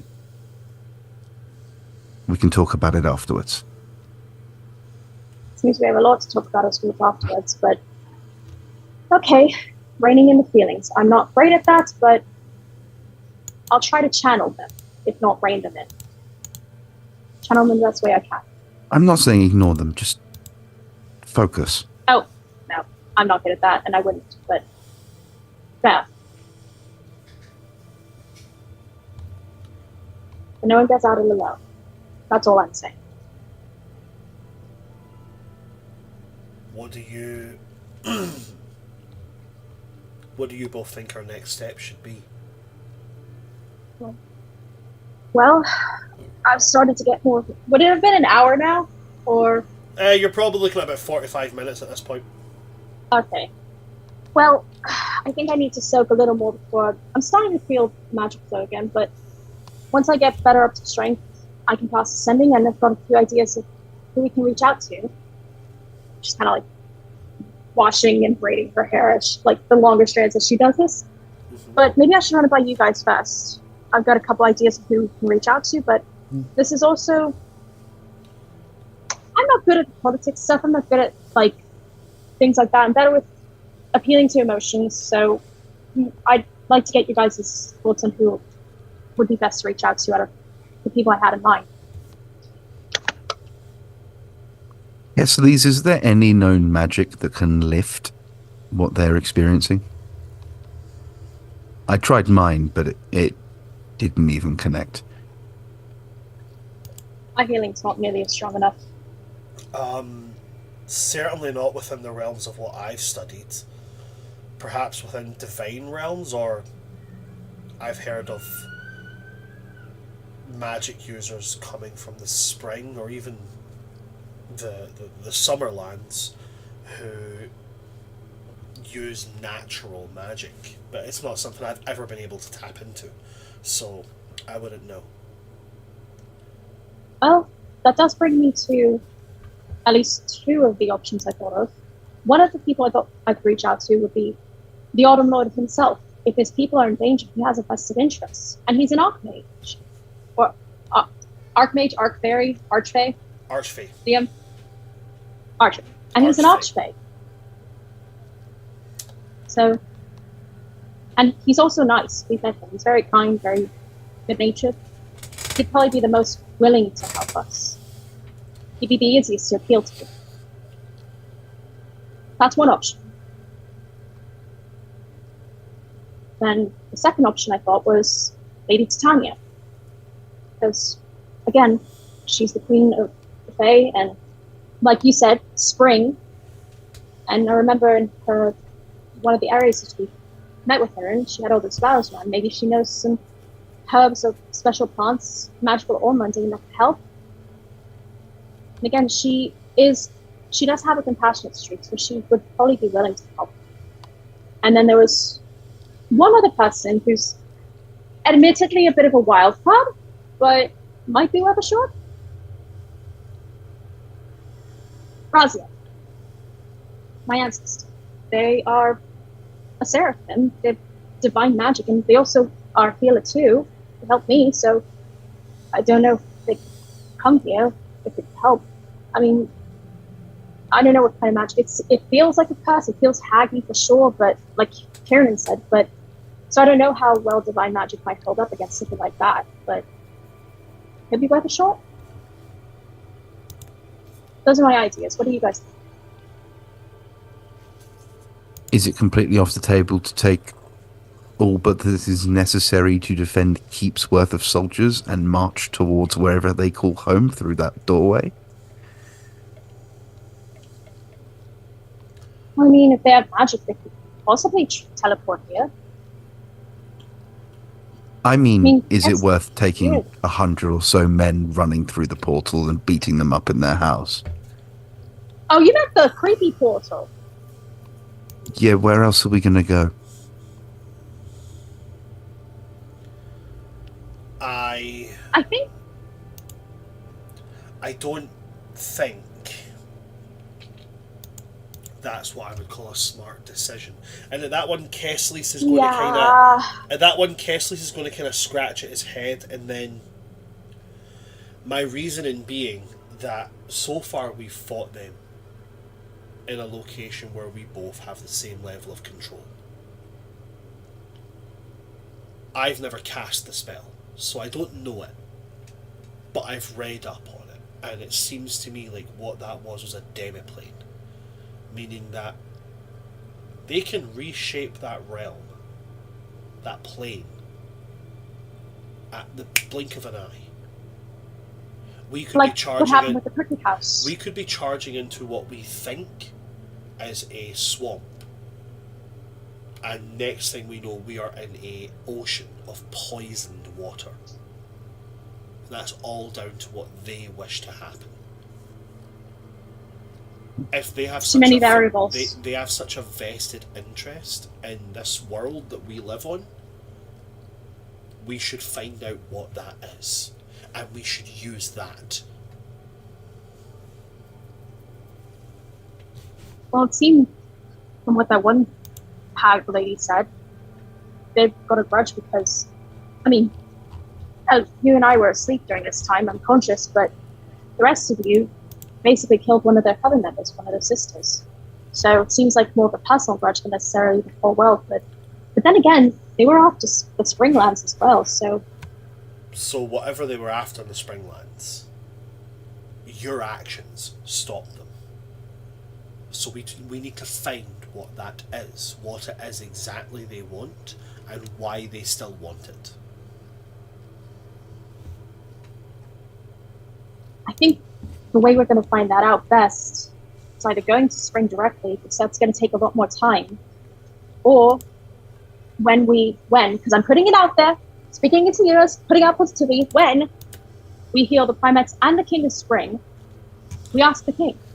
Because Reverie told us that he's working with the Hags. They met the Hag mentioned a brother. I'm assuming maybe they're tied together. Maybe it's the same person. But from what Reverie said, getting to Spring won't take us long. It wouldn't. Well, oh right. The brief amount of time that I was out, that you were all still asleep, I have a teleportation circle nearby. I've got to learn that spell. Really okay, so random we train of thought. Mm-hmm. Did the Spring King have an invitation to the wedding in general? I don't know. I mean, assuming possibly, but you can roll a history we check have to on look that in one. his... I'm going to use luck because that's a 1. That's absolutely fine. A 17 for 17. On a 17, Hey! it's something you could safely assume. You might not be correct, but you can safely assume, because he's a ruler of one of the Eladrin nations. Now, I'm not the smartest fellow, but Kessleys, tell me if this makes sense. This was planned before we got here. Reverie didn't even know the Primarchs were getting married. Oh, okay, yes, that's correct. And the wedding was planned before we got here. They didn't know we were coming. So far, right. Correct, yes. So what would they want that they would need to debilitate the couple for? The Spring King would have been here anyway. The couple were the original targets. What do they have? What are they guarding? What do they have protection or dominion over that they need them out the way? We're a byproduct. We shouldn't be here. We're the wild card. Well... DM. Yes? Sorry, Arya did a lot of reading growing up on, like, other places and myths and legends and stuff. Mm-hmm. So she probably would have read things about, like, the different seasonal lands. Could she look back on, like, maybe make a history check or something like that, or even Arcana, and see, like, if she maybe read about or, like, heard about something relating to, like, anything magical or important that was, like, in the Autumn Lands itself, something that, like, some kind of magic or, like, thing that's a fable that, like, was important to a place like this? I mean, you can certainly make the roll. What is your history modifier? Just see if it would be a possibility you've came across it. Well, I've got proficiency in that, I know for sure. It's a +8. +8? Okay, so it's a possibility. It's a possibility. You can make the roll. Oh, good. Okay, not bad. So that's a 7 + 8, so 7, 8. Nah, on 15? On a 15, I'm gonna say that, nah, you can't think of anything. Darn it. Whether it's because you haven't read it, or whether it's because you just can't recall it, Nothing's coming to mind. Also, Kesselis, you were with Reverie when she came up the floors, right? Yes, I was. You went into the vault and it was covered in slime. Yes. We didn't go in. What was missing? No one breaks into a vault and takes nothing. I don't think we went into the vault. No. We checked it, but the sign was covering it, right? We didn't go in. All we noticed was that the slime was on the outside. Because the time was of the essence, but no one tampers with a vault for no reason. I know it's a treasury, but what if it wasn't like gold treasure? What if it was an item? Something even more important than the artifacts. You would need the people with access to not be able to get in the way, right? And if every Primarch goes down, the guards rush to the central hall. As you say all this, Kessler does that face that he makes when things start, like when the strings start connecting. You see Kessler's just,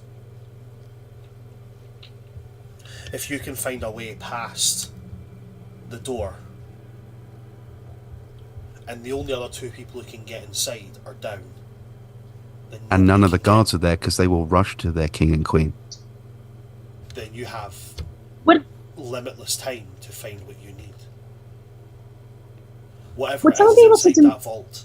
And anyone rushing past is not going to look at slime.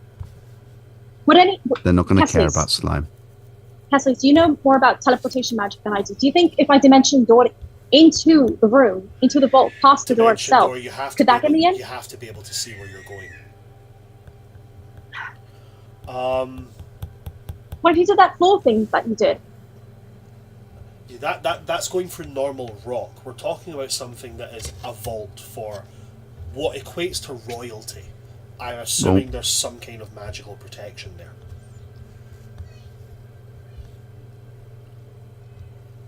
But I think I know someone who might be able to get inside. I mean, I have last-ditch efforts, but I want to use that last. So whoever you have.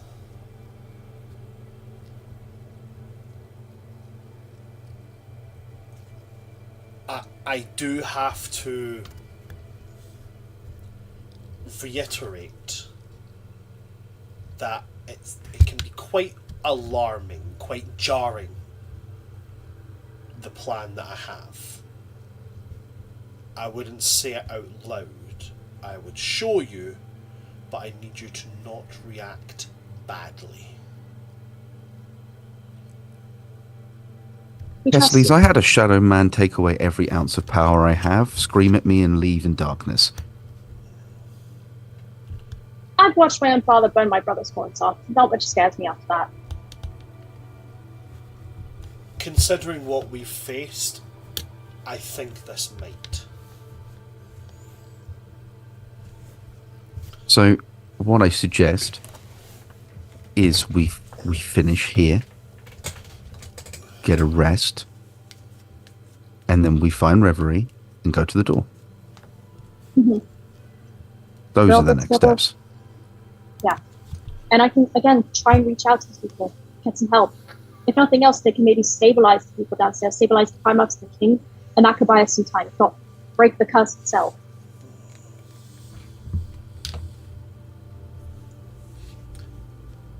As you guys formulate your plan and Kesslis agrees, after this, after we've had our rest, we go to the vault. And I'll show you what I plan on doing after you have that conversation, guys. That would be your hour up. Kesslis still has another half an hour or so to go. Do we still want to have me cast sending to try reaching out to people? Save that for... Save your spell slots. If there's something... comes together. Okay. I would like now to go to Reverie. And Reverie, you looking for Kiernan. Yes. there's only so many corridors attached to the main, the grand hall here. So as you kind of take your looks around, kind of the knowledge that you have of Kiernan, I'm going to be fairly fair with this, okay? Kiernan doesn't like being indoors all that much.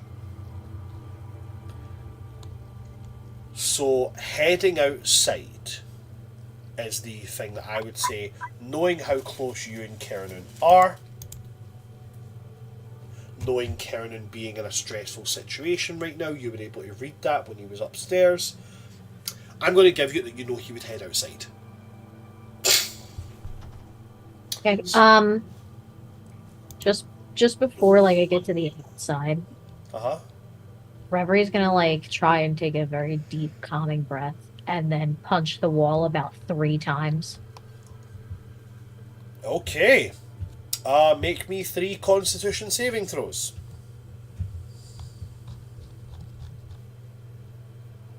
Con saves, you said? Yes, because you're punching walls that are... You know, this palace is built into a diamond mine. 18. Right. 23. Fine. And 20. Okay. So you punch the wall 3 times in rapid succession. You are lucky that you do not punch a diamond vein. So you go bang, bang, bang. You just punch stone. It hurts. Your knuckles bleed. The world is still a fairly shitty place.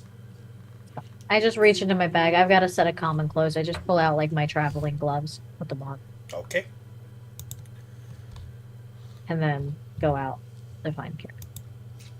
You get to the outside and you can see Kiernan saddling up his elk.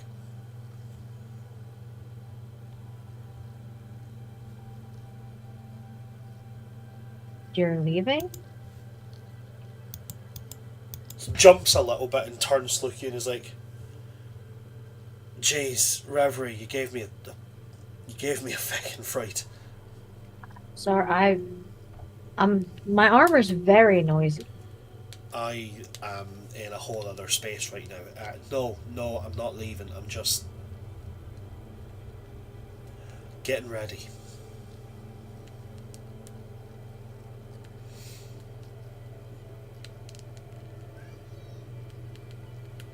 Would you like to elaborate?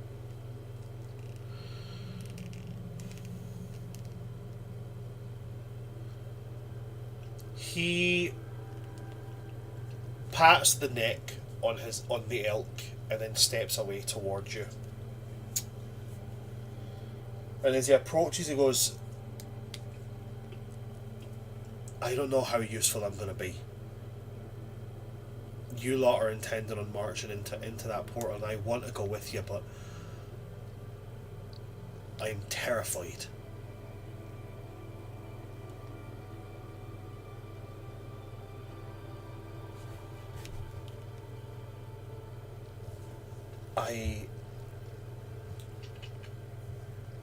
On top of that, every single one of these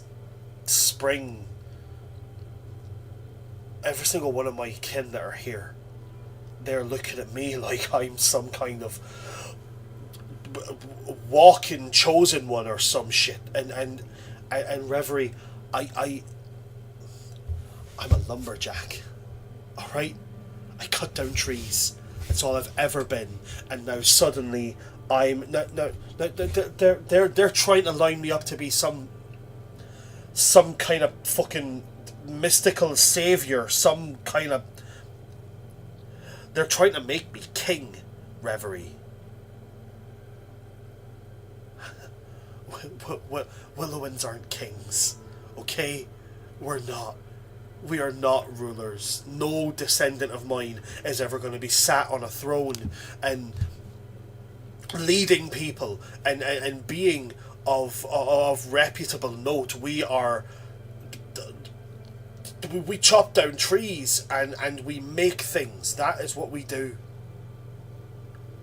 But people are trying to put me on a chair.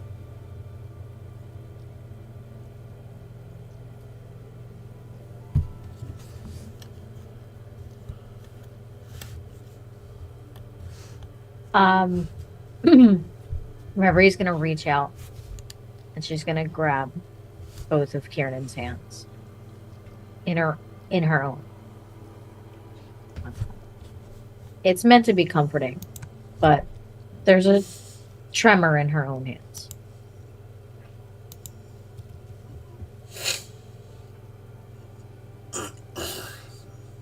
I understand your fear, Kiernan. I do.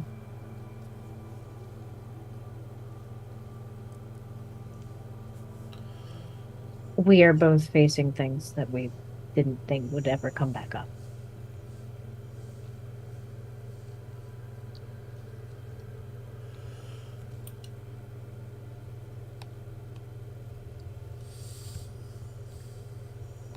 And it's not fun. And it's not going to be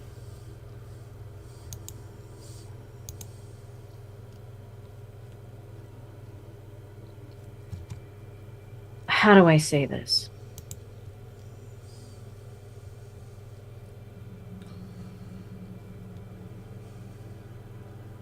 In medicine, when you're sick or when you're hurt,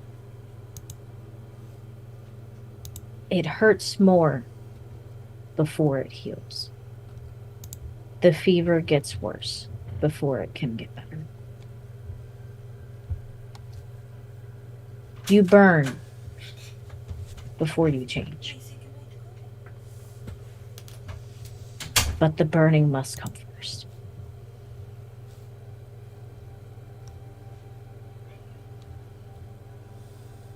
And you're worried about these men thinking that you are a king or a chosen one.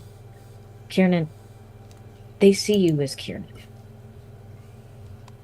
These are men who have fought beside you, who see the man that you are, the man that I see, the man that Sheila sees. And you don't have to be a chosen one or smart, and you can be a lumberjack.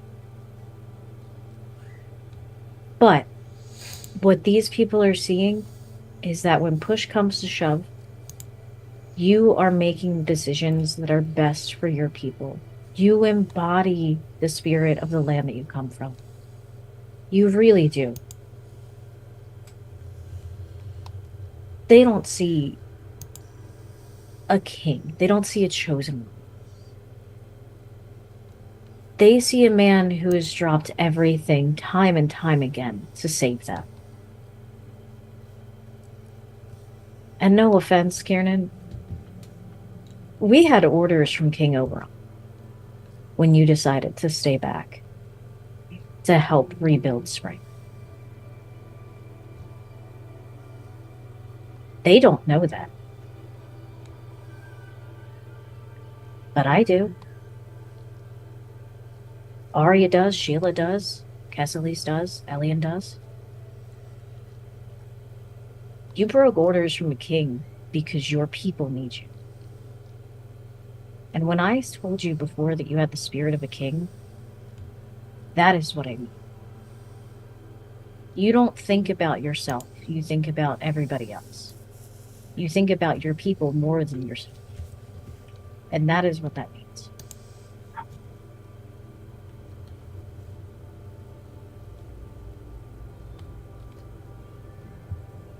What if I get it wrong?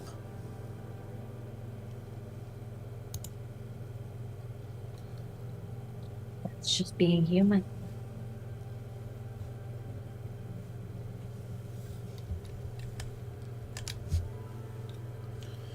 We're immortal, Kiernan. We're not invulnerable.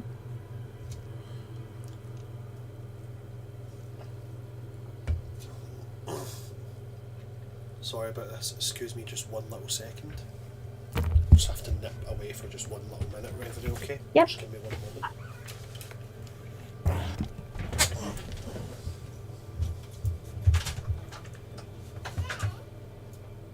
My dog is barking so loud. My dog. And I've got a airplane engine for AC I Oh feel yeah, me too. My dog is barking so loud in the background. It's rough over if here. it's any consolation, You we can't can't hear hear it. it I at don't think all. so. Thank God. That's that double pop filter. That's that sock Yeah, over my brother is pop moving at a filter. frequency that is unpickable. No, that's that sock over my pop filter. Believe that. Yeah. Ugh, the feels, the feels. I am curious though, what's going on with like this plan Kesley's has. I don't know. Reverie knows nothing about it. I'm about to go tell Kieran a whole lot about a whole lot of plants. Yeah. You're gonna be like, right, so you ready to teleport? And he's gonna be like, about that. Yeah, I really need to like get Bro, that I'm not gonna lie, teleportation I felt like slogan. Sherlock Holmes. I was like, the vault that I said last session that we should all go Yeah, to, no, the vault I said multiple times that we should all go to, that vault, Cusco's vault. Don't take my this away defense, we from were me. in a hurry. I'm sorry. What do you mean? I Don't thought it was take also this gonna be away like from you. track. I'm I sorry. felt I'm smarter. I felt like Girls, you're both pretty. I know. I'm 8 steps ahead at all times in my mind. Only because you got shorter legs. Only because I have a Crazy, insane Can passive you perception. stop coming after my stutter before you get rocked? It's not my fault. My brain runs like a Windows Vista with 800 tabs open. All right. Your brain, you know, when you click That needs to YouTube, be a quote. That needs to be an out of context quote. That needs to be an out of context. your brain is like, you know, when you click a Write it YouTube down. video and it plays for 1 second and then an ad starts. Sorry about that. Cody was going to bed, so I was saying good night. All good. Okay, so But yeah, the vault. Now I'm regretting we went ahead. so Ah, Kieran expresses his worry about having this responsibility and then fucking up. And when we left off, you just said something like, "That's what it is to be." Like, so you make a mistake. That's it. We're immortal. We're not invincible. Like, we make mistakes. Please continue. For what it's worth, Kieran, a throne, no throne, a fancy hat, shoes, though I can never see you in them. You do what's best for your people. And that is what matters.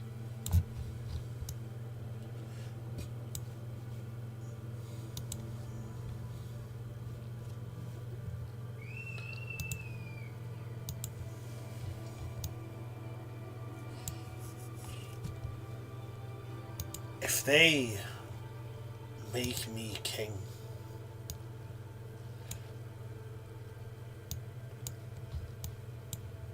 then what does that do to everything that I fought for? What does that do to me being who I am? What does that do to me and Sheila?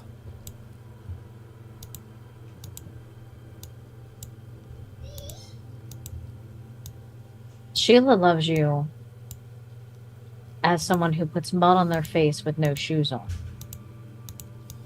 Do you think a crown on your head is going to change that?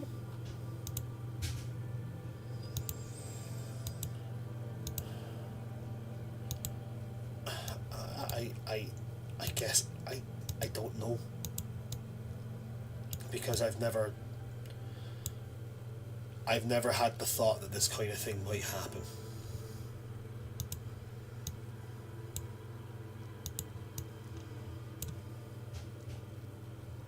When I was younger, and me and Logan were friends, obviously we're still friends. I never thought of him as nobility.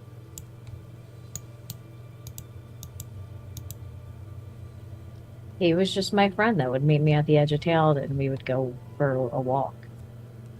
Or my friend that would take me to festivals and then refuse to enter the dance floor and make me stand by him all night so other girls didn't ask him to dance.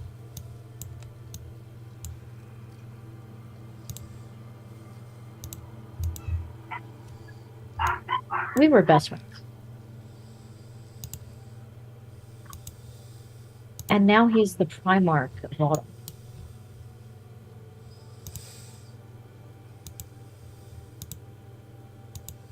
That didn't change how I feel.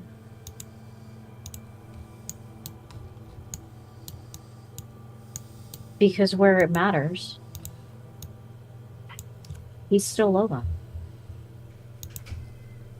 So if they put a crown on your head, Kieran, you will still be Kieran.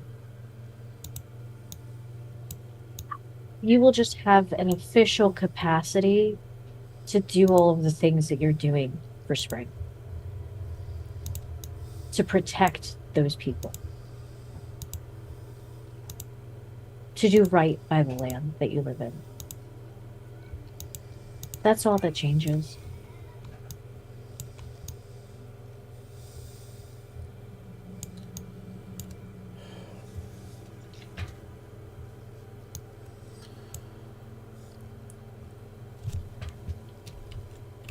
Anybody ever told you should go into the courts?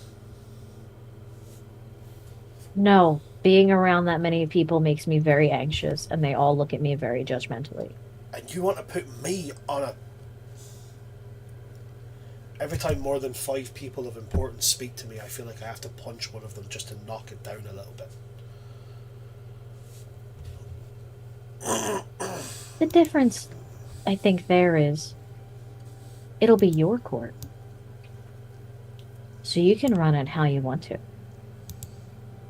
Does that mean I can punch officials? Your officials. Or you can do what the Autumn Lord does. And, back home. He has big family dinners every single night. And we all stand outside and sing. Not very good and very, very off-key.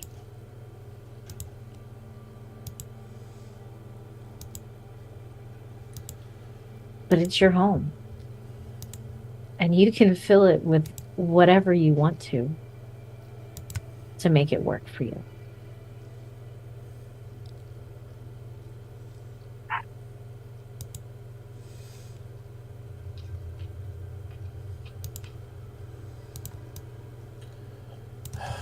And if you're really worried about messing it up, do you know I found out yesterday that Logan is the reason I don't have wings? This really dark look flashes across Kiernan's eyes.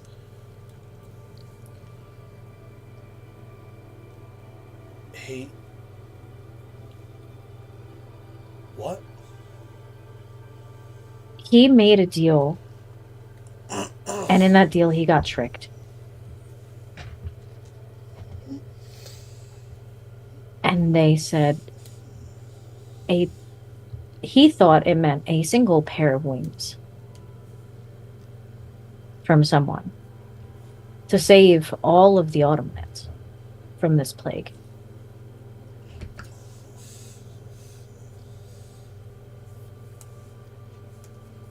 But he was very distraught, and the wording was just so that it could keep going.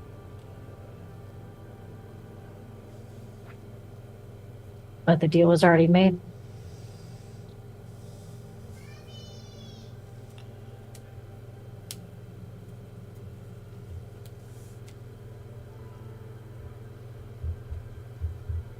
You can't change what you fuck up. You can only try to do better in the future.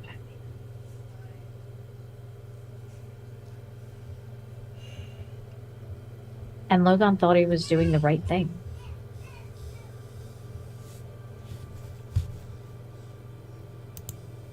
He saved Autumn from a plague that was truly wiping us out. and I was working to death. I had to bury his dad, my mom, half our town in weeks. Weeks. And it's a devastating thing to watch everyone you know get sick and hallucinate and bleed and bleed and bleed and die with no kind of comfort that you can give them. There are people in that hall right now that have that disease.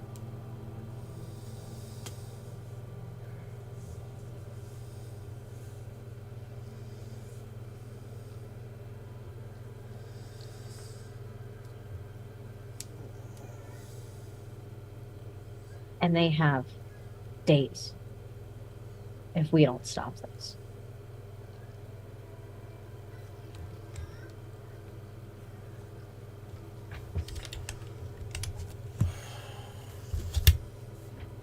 And I'm not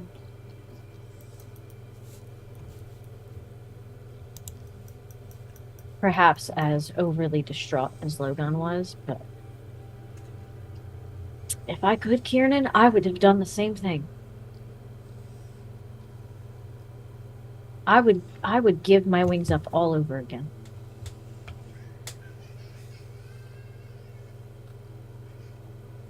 So if that's not the cost to save everyone, I'm okay with that. But you shouldn't have to be.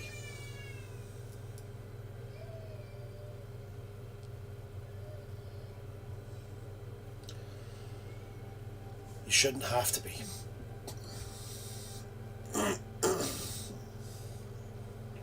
Maybe not.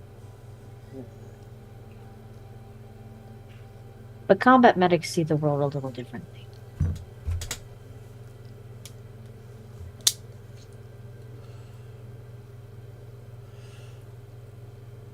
Nobody's going to be giving up anything. We'll fix this the way we fix everything. The other? Well, I was going to say by making 3 separate plans, not following any of them, stumbling blindly into the answer, and no doubt one of us nearly dying. But Well, I may have an answer, actually.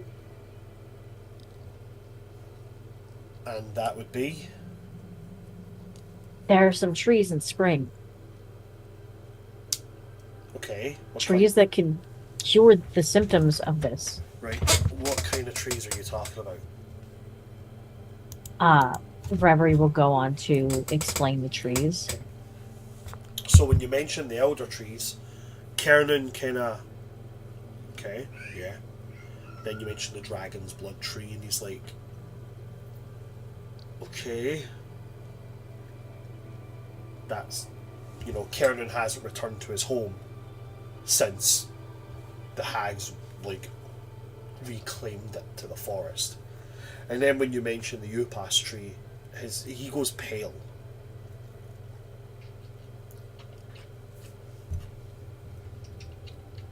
Some really, really dangerous levels of excursion you're talking about there, Rev.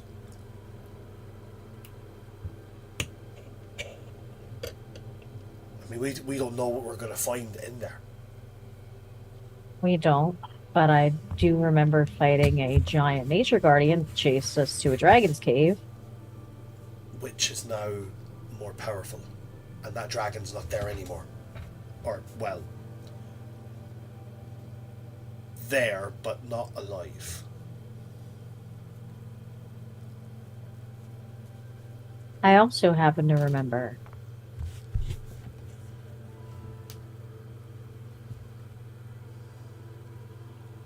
that tree had a lot to say. He goes pale again at that.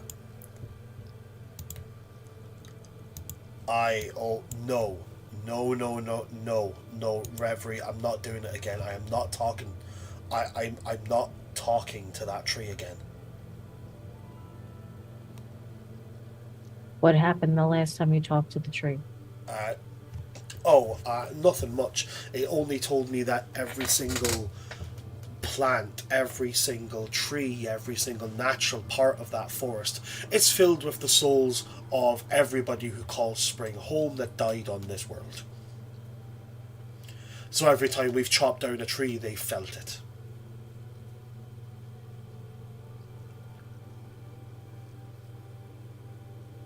Right. But you found a different way. Well, yeah, but what if that's too late and I've got to go and I've got to hear them still be mad about that? You ever heard countless thousands of souls being mad at you all at once? It's a little bit more than a headache.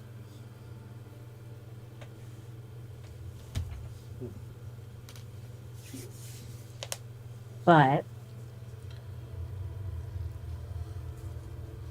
you found a different way. And either they will accept that or they won't. But what I think no spring soul will accept is hags coming in and harming the people of spring, their descendants. Am I wrong? Persuasion check with advantage on that one.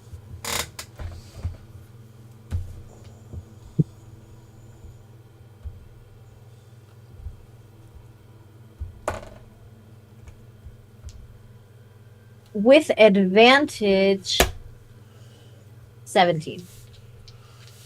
With disadvantage, 16. Ah, just barely. Literally rolled a 17 and a 16. Kiernan is gonna look at you, and he's got that kind of like half respectful, half like really wants to like smack you in the head look about him, and he's like, I really hate when you use my own points against me. Kesselis does that, and it makes me want to break his glasses. I mean, if it will make you feel better, I will totally let you break my nose. I can just fix it. Then where's the satisfaction in breaking it? Well, then you're gonna feel bad because you broke my nose and I'm your best friend. So you get the satisfaction of the punch, but without the guilt of breaking my nose.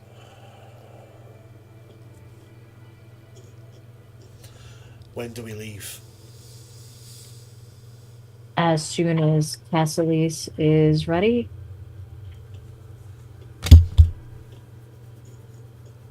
Do you need to bathe? No, I'm good. Okay.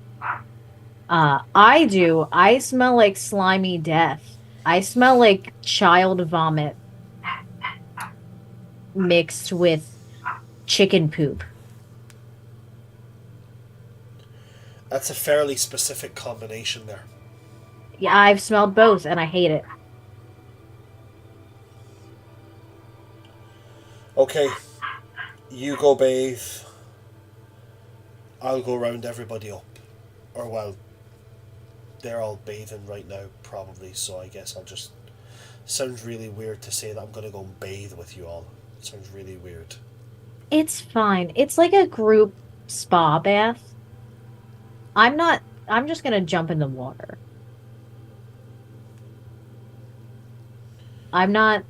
It's fine. Come on. I'm just gonna drag Kieran into the bath. Okay.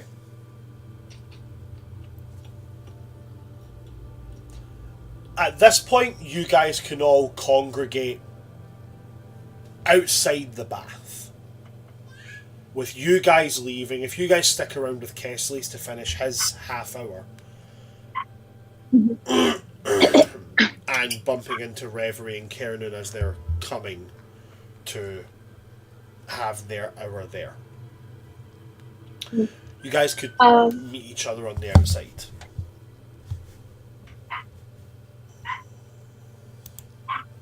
So, Elion and Arya and Kesslis leaving the springs. You guys would see Reverie and Kiernan coming to the springs. The plan has been motioned. Where does it go from here? Oh, good. You two, go. I assume you're heading to rest. Unless you want me to continue to smell like baby vomit and chicken poop.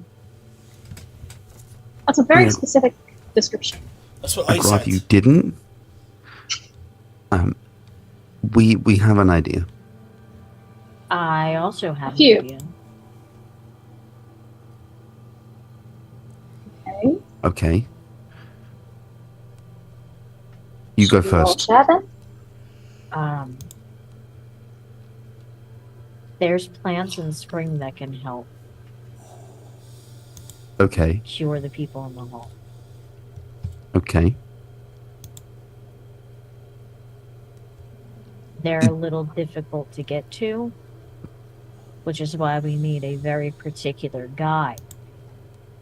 Turns and stares up at Kiernan. One who knows the forest very well, because they grew up there and they were a lumberjack then. Oh, Kiernan, do you know someone? Unfortunately, yeah. Not a friend of yours. I'm starting to dislike him in great amounts. Okay. Well, we'll fight him You if gotta he admit, causes yes. problems. But you gotta admit, he's got a great sense of humor. And good hair. I know what Reverie's talking about. I know where to find them. Oh. Okay. See, Oh, you genuinely didn't know? She was talking about. Wow, you can be daft at times. I don't know Perfect. anything about him. Okay. Right. We need to get into the vault. Right. Kessler said you guys found slime on it, which we found slime on the possessed dude we fought. Yeah, Right. hallucinogenic slime. Right. And- So, go on. Well, I was just gonna say, we didn't really have a chance to look at it more before because we were in a hurry, but. And I thought it was just those nagging things that had come out of it, but then you put more of the pieces together with Kessler's and.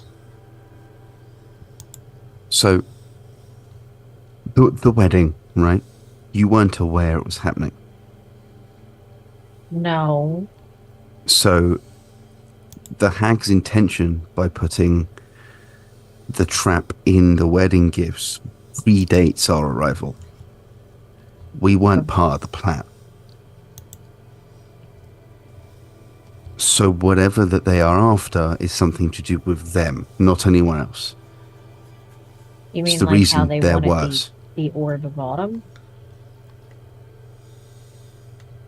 Right? Sure. But- Do you remember when we passed through autumn and we stopped at my old house and then we met that guy and then you guys stole a bunch of stuff from him? Well, technically Still he can said we hack, so I'm could not gonna take feel it. The one guilty. who could only talk in like lies, and I got him to stomp out what he wanted to say with the alphabet. Yeah. Yeah, I that guy. remember. He had the orb of autumn. I put him to sleep so that way I could take it because we need it. But he So was you think very that- insistent on having the orb of autumn to take back to the hags. So Right, you but think that- that maybe the staff of Oldham was what was in the. But when I tried using the scrying bolt from the Archmage, it didn't ping on anything on that floor. No, but I'm saying something like that, something of that level of power. Yes, something worth attacking a nation's leadership for. DM, do I know anything off the top of my head that would be that powerful here? As an Autumn Eladrin, not an Autumn Eladrin, an Autumn Fae, as someone who's from the Autumn Courts, I'll allow you to roll Arcana.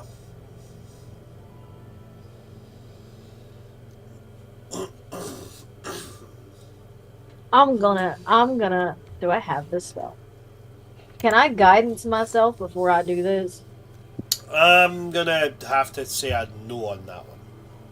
Okay. Can I guidance her? Um.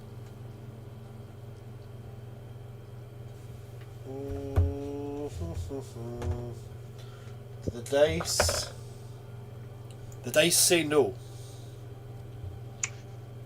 Sorry, buddy. It's okay. I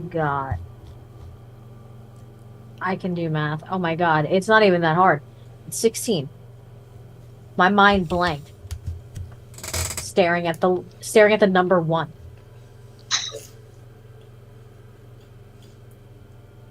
With a 16 in total.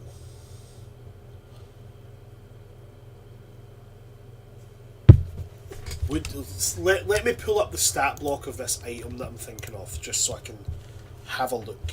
Okay, bear with me. It's just not a like moment. the gauntlets, right? Because I have them. No. Hags would Okay. have no interest in that. Not I only didn't that, they think weren't so. in Yeah, the and vault, the but belts. they were in the trophy room. No, they Yeah, were we got in the like a gauntlet and the private belts. armory. Yeah. Plus, it was a different floor entirely. Bear with me a moment. I'm just pulling up the.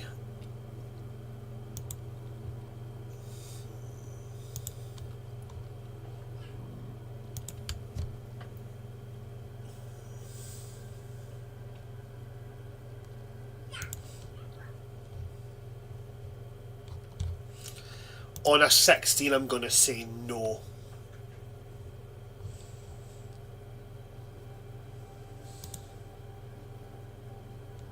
I can't think of anything here off the top of my head that would be on that level of power. Right, but there's got to be something worth sending things for. Something Oh. must have got into the vault. Do you know who might know? The Autumn Lord might know. I was thinking Logan's nanny, but yeah, the Autumn Lord might also know. That's not me. She's Okay, very well- sweet.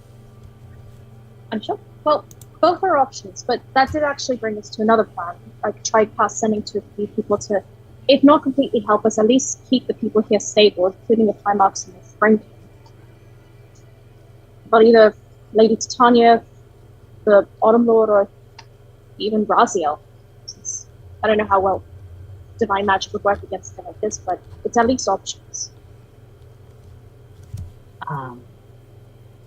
I mean, I kind of do magic like that. It didn't do much of anything.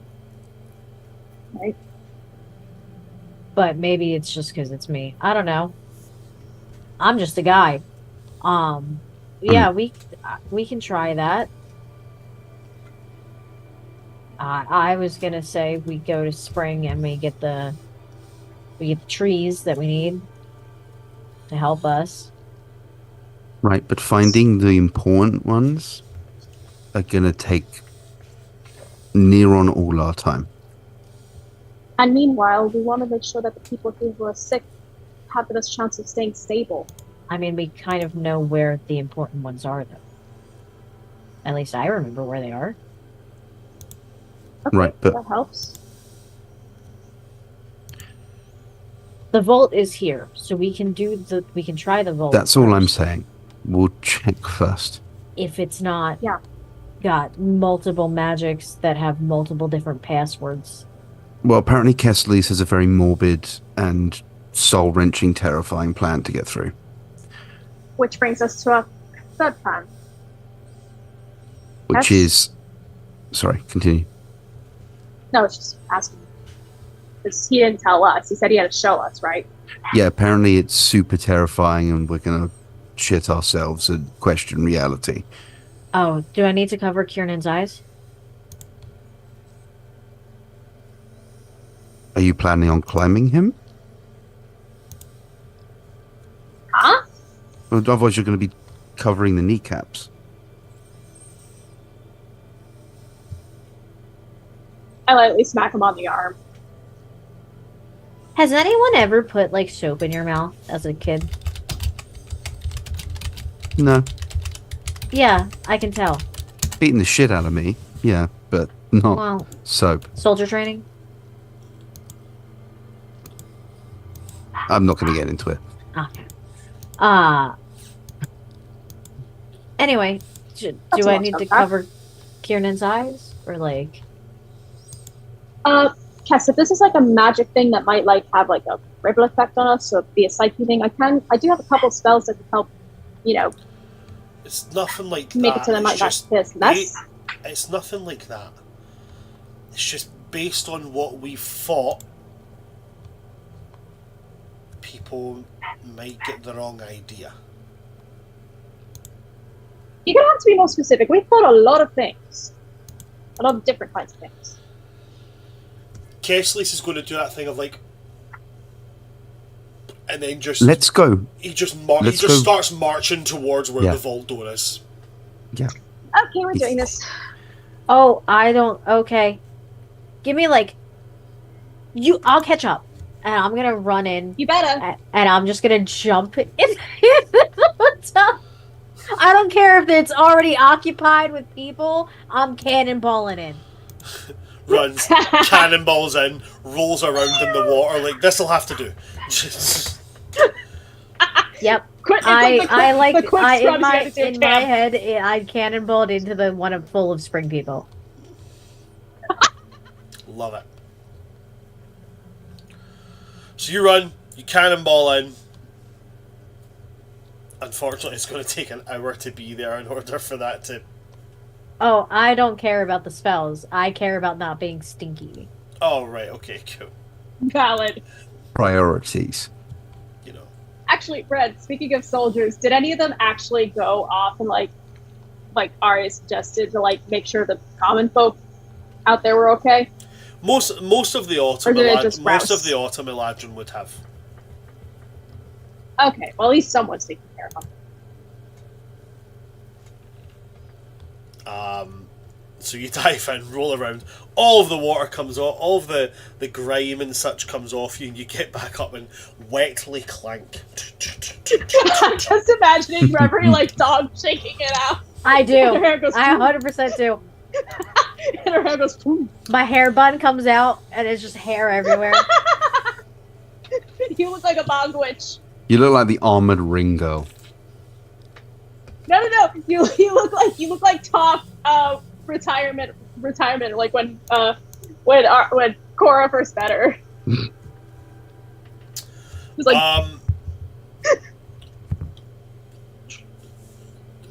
Reverie, you can eventually catch up to them so that they are in front of this big vault door. It's the only part of this wall that's running that isn't natural looking. It has specifically been carved as a large vault door. With the intricate locking system still covered in that now dried in gunk and slime. Yeah. And Kesslis is going to look at you all and he's going to... I need you all to just not panic. Okay? Don't. Please don't freak out. Okay? we trust you. And he goes into his bag. And he takes out a necklace which has like a small pointy bottomed glass vial on it. And Elion, I wouldn't say Arya because you've only recently taken your steps toward cleric. And Reverend, Fair. you guys can both roll a religion check. Religion check? Yes. 18. That's so funny. I also rolled an 18. Yeah, but the difference is mine's plus 0. You guys both know from a kind of divine training point of view, as well as from the feel of what this is. What he's pulled out is a reliquary. Mm-hmm. Now, reliquaries usually hold pieces of people of great importance. Whether it's bone, whether it's blood, whether it's a piece of their hair, whatnot. This one is filled with what you guys know to be a soul. He's got a soul gem. Essentially, yeah. So he holds up and he's going to point at it and go, "This is Magda." What? And he's entirely under my control. Oh, Wait, DM, real quick. Yes. I know that Magda had like the necklace thing, Yep. but we pocketed that. Is that the same thing? No, or the same it one, is or is it not. It is Oh, not the okay, same I'm thing. confused. But I'm glad that somebody mentioned that. I'm glad that somebody remembered that had been pocketed. mm-hmm. Yeah, with the book, because we haven't had a chance to like identify everything yet. Cause it's all in Shigo's bag of holding. No, you have Yeah, not. Currently, I it's have it on my it's to-do in list. a pocket dimension. It's fine. It's on my to-do list. We haven't had a chance to like. Magda versus the Bagman? Magda Versus Bagda. equals the Bagman. Magda becomes the Bagman. The bagman's just a side hustle. What if the Bagman was the Magda we made along the way? Oh God. The Bagda. The thing is though, right?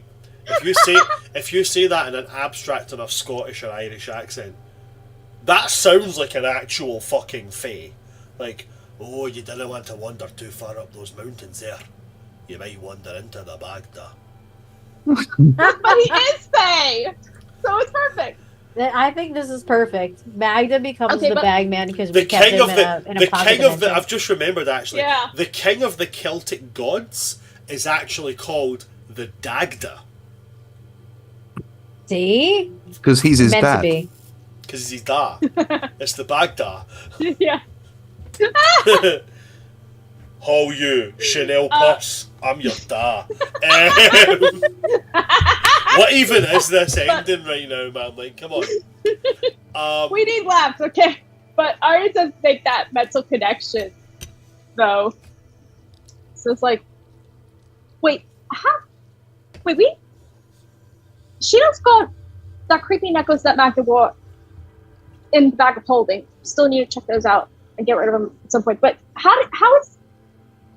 Huh? So, one, that necklace that Sheila has, you have to hand that to somebody who's very powerful and destroy it, like, immediately. Well, we were going to give it to Goldrata to smash it with her blessed maul, but we haven't had the time. But the other side of it is, when Magda died, when you guys killed him, Mhm. there was contingencies set in place the last time that we had encountered him.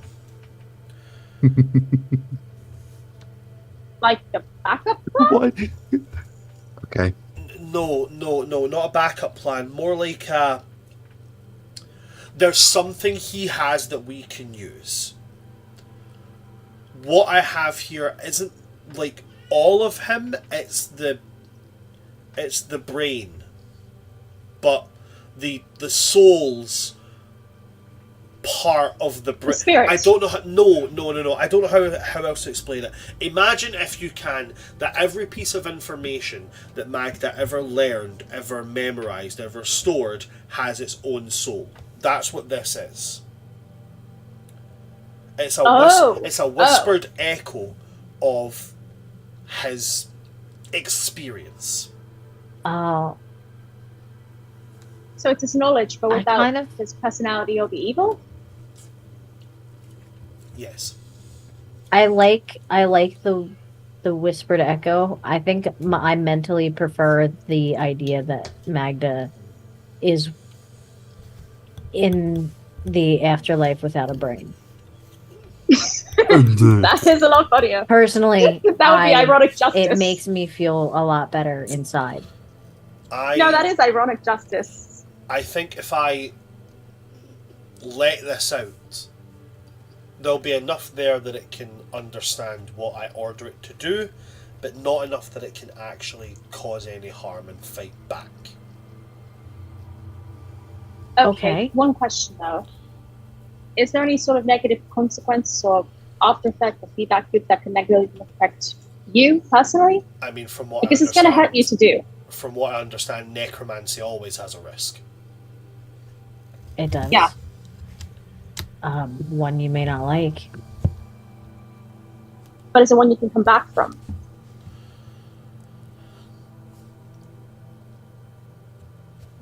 I think his spirit can go through this door, and then I can maintain a connection so that it can tell me what is there.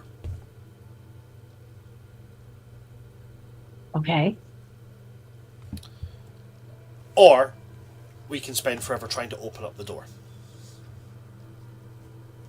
We don't have that kind of time. I think it would depend on who made the locks to the door, like who put the code.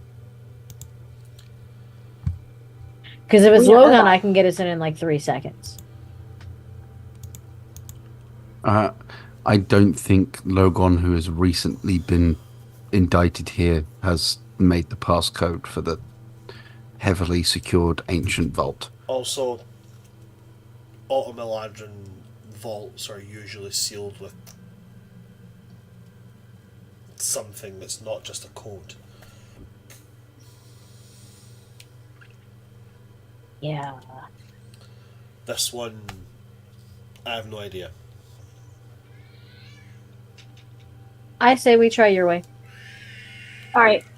Okay. But real quick, and Ari's gonna, real quick though, she's gonna go up to Kesley's, like, put like a hand on his chest, and gonna cast Bless on him. Okay. You put a hand on his chest and you cast Bless. And Kesley smiles and he says, "Thanks, Arya." Alright. And he puts a hand on the cork. Oh! And he go, You can bless up to 3 creatures. Sorry, I just thought go it ahead. could be 3. So, well, can I bless? Let's see, Kesley's, Reverie, and Elion. Did you use your inspiration yet? Mm-mm. For me, okay. Then I'm gonna do it on Kieran too. Okay. Kesley takes a vial, he takes hold of the cork, and he says, "Here goes nothing." And then he uncorks and starts speaking in this guttural tongue. The same language that you heard Magda speaking in when he channeled his magic. He speaks the words of a spell, and then he lifts up the vial to his mouth, inhales, and then blows.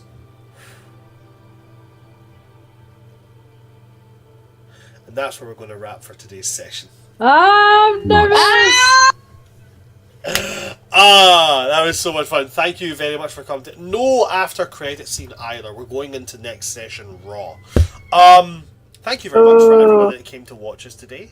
It was a lovely session. It was nice to get back into it. Again, I will mention to go and check out our social medias and to check out our application for our new game, Dragon Age Secrets. It's going to be very fun. It's going to be a brand new system coming here, and I'm looking to get it started within the next month or so. Like I said, it is the first time on World Tree Quests that I have ever, 1, looked at another TTRPG, or 2, have lifted my rule of new players get priority, because everybody that comes into this is going to be a new player. It's going to be a new system. So, by all means, if you're a player at my table, if you have played with me before, if you're sitting at this table right now and want to learn a new system, fucking apply. Because I have never had a fire lit under my ass the way I have here. I'm looking forward to it so much. I have put so much work into this already. I want to see it be enjoyed by those who will take to it. So go check it out. You will find the application on our Twitter at World Tree Quest. It is the first pinned page. Go look. Other than that, you can find us at all of our social medias at World Tree Quest. You can find me at Son of Asgard over on TikTok. Other than that, I don't do much. I'm planning on doing things, but right now, Dragon Age is taking a precedence. I'm going to pass on over to Harry. Is there anything that you would like to plug at all? Only that I think I might be writing investigation novels from now on, because I think I am the second coming of Sherlock Holmes. All right. That's great. Because I pieced together 3 very obvious points that everyone else has already spoken about.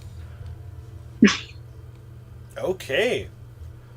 So you think that you're the next? You think you're the next Sherlock Holmes? Okay, cool. You gave his AI programming and made him watch every season of Sherlock, and this is what happens. And now what I'm going to do is I'm going to tell him to write me a season of Sherlock where it's a crossover with My Little Pony, and I wanted to still make sense in both worlds. And he's going to do it by next week. Expect that in your magic, DMs my dear tonight. Watson. Friendship is Friendship is elementary, magic, my my dear dear Watson. Pinkie Pie. That's even better.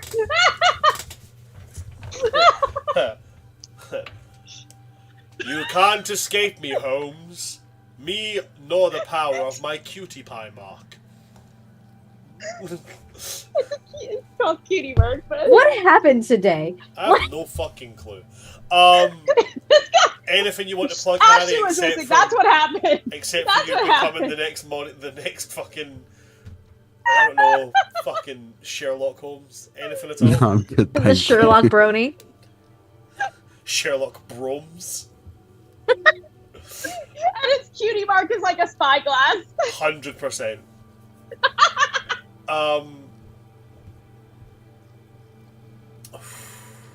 Liz, is there anything you would like to plug at all, my dear? Hi, my name is Patient of Chaos on all social medias. Who cares about that? Anyway, I'm working on secret projects that I can't announce yet. But expect them in the near far future. I'll figure them out for you, Brad. Expect them in the near far future. And that's on fancy bleeding trees. Be careful not to get up down too much. Thank you very much. Thanks very much, Liz. Khadija, is there anything that you would like to plug at all? Hi, you can find me at Kadish Alcover on most any social media platform. Instagram, Twitter, Archive of Our Own, where I write fan fiction that's hella gay. Mostly on TikTok, where I'm known as the Book Dragon, who gives a lot of like really comfy feels as well as really good book recommendations. And hopefully I'll be able to make time to make new content soon, but hard to do when I'm in the middle of trying to get my own work published. So I did hear back from 2 agents who are interested. Nothing guaranteed yet, but fingers crossed. But as far as D&D goes, I am exclusively here with these happy, chappy, mad cappies.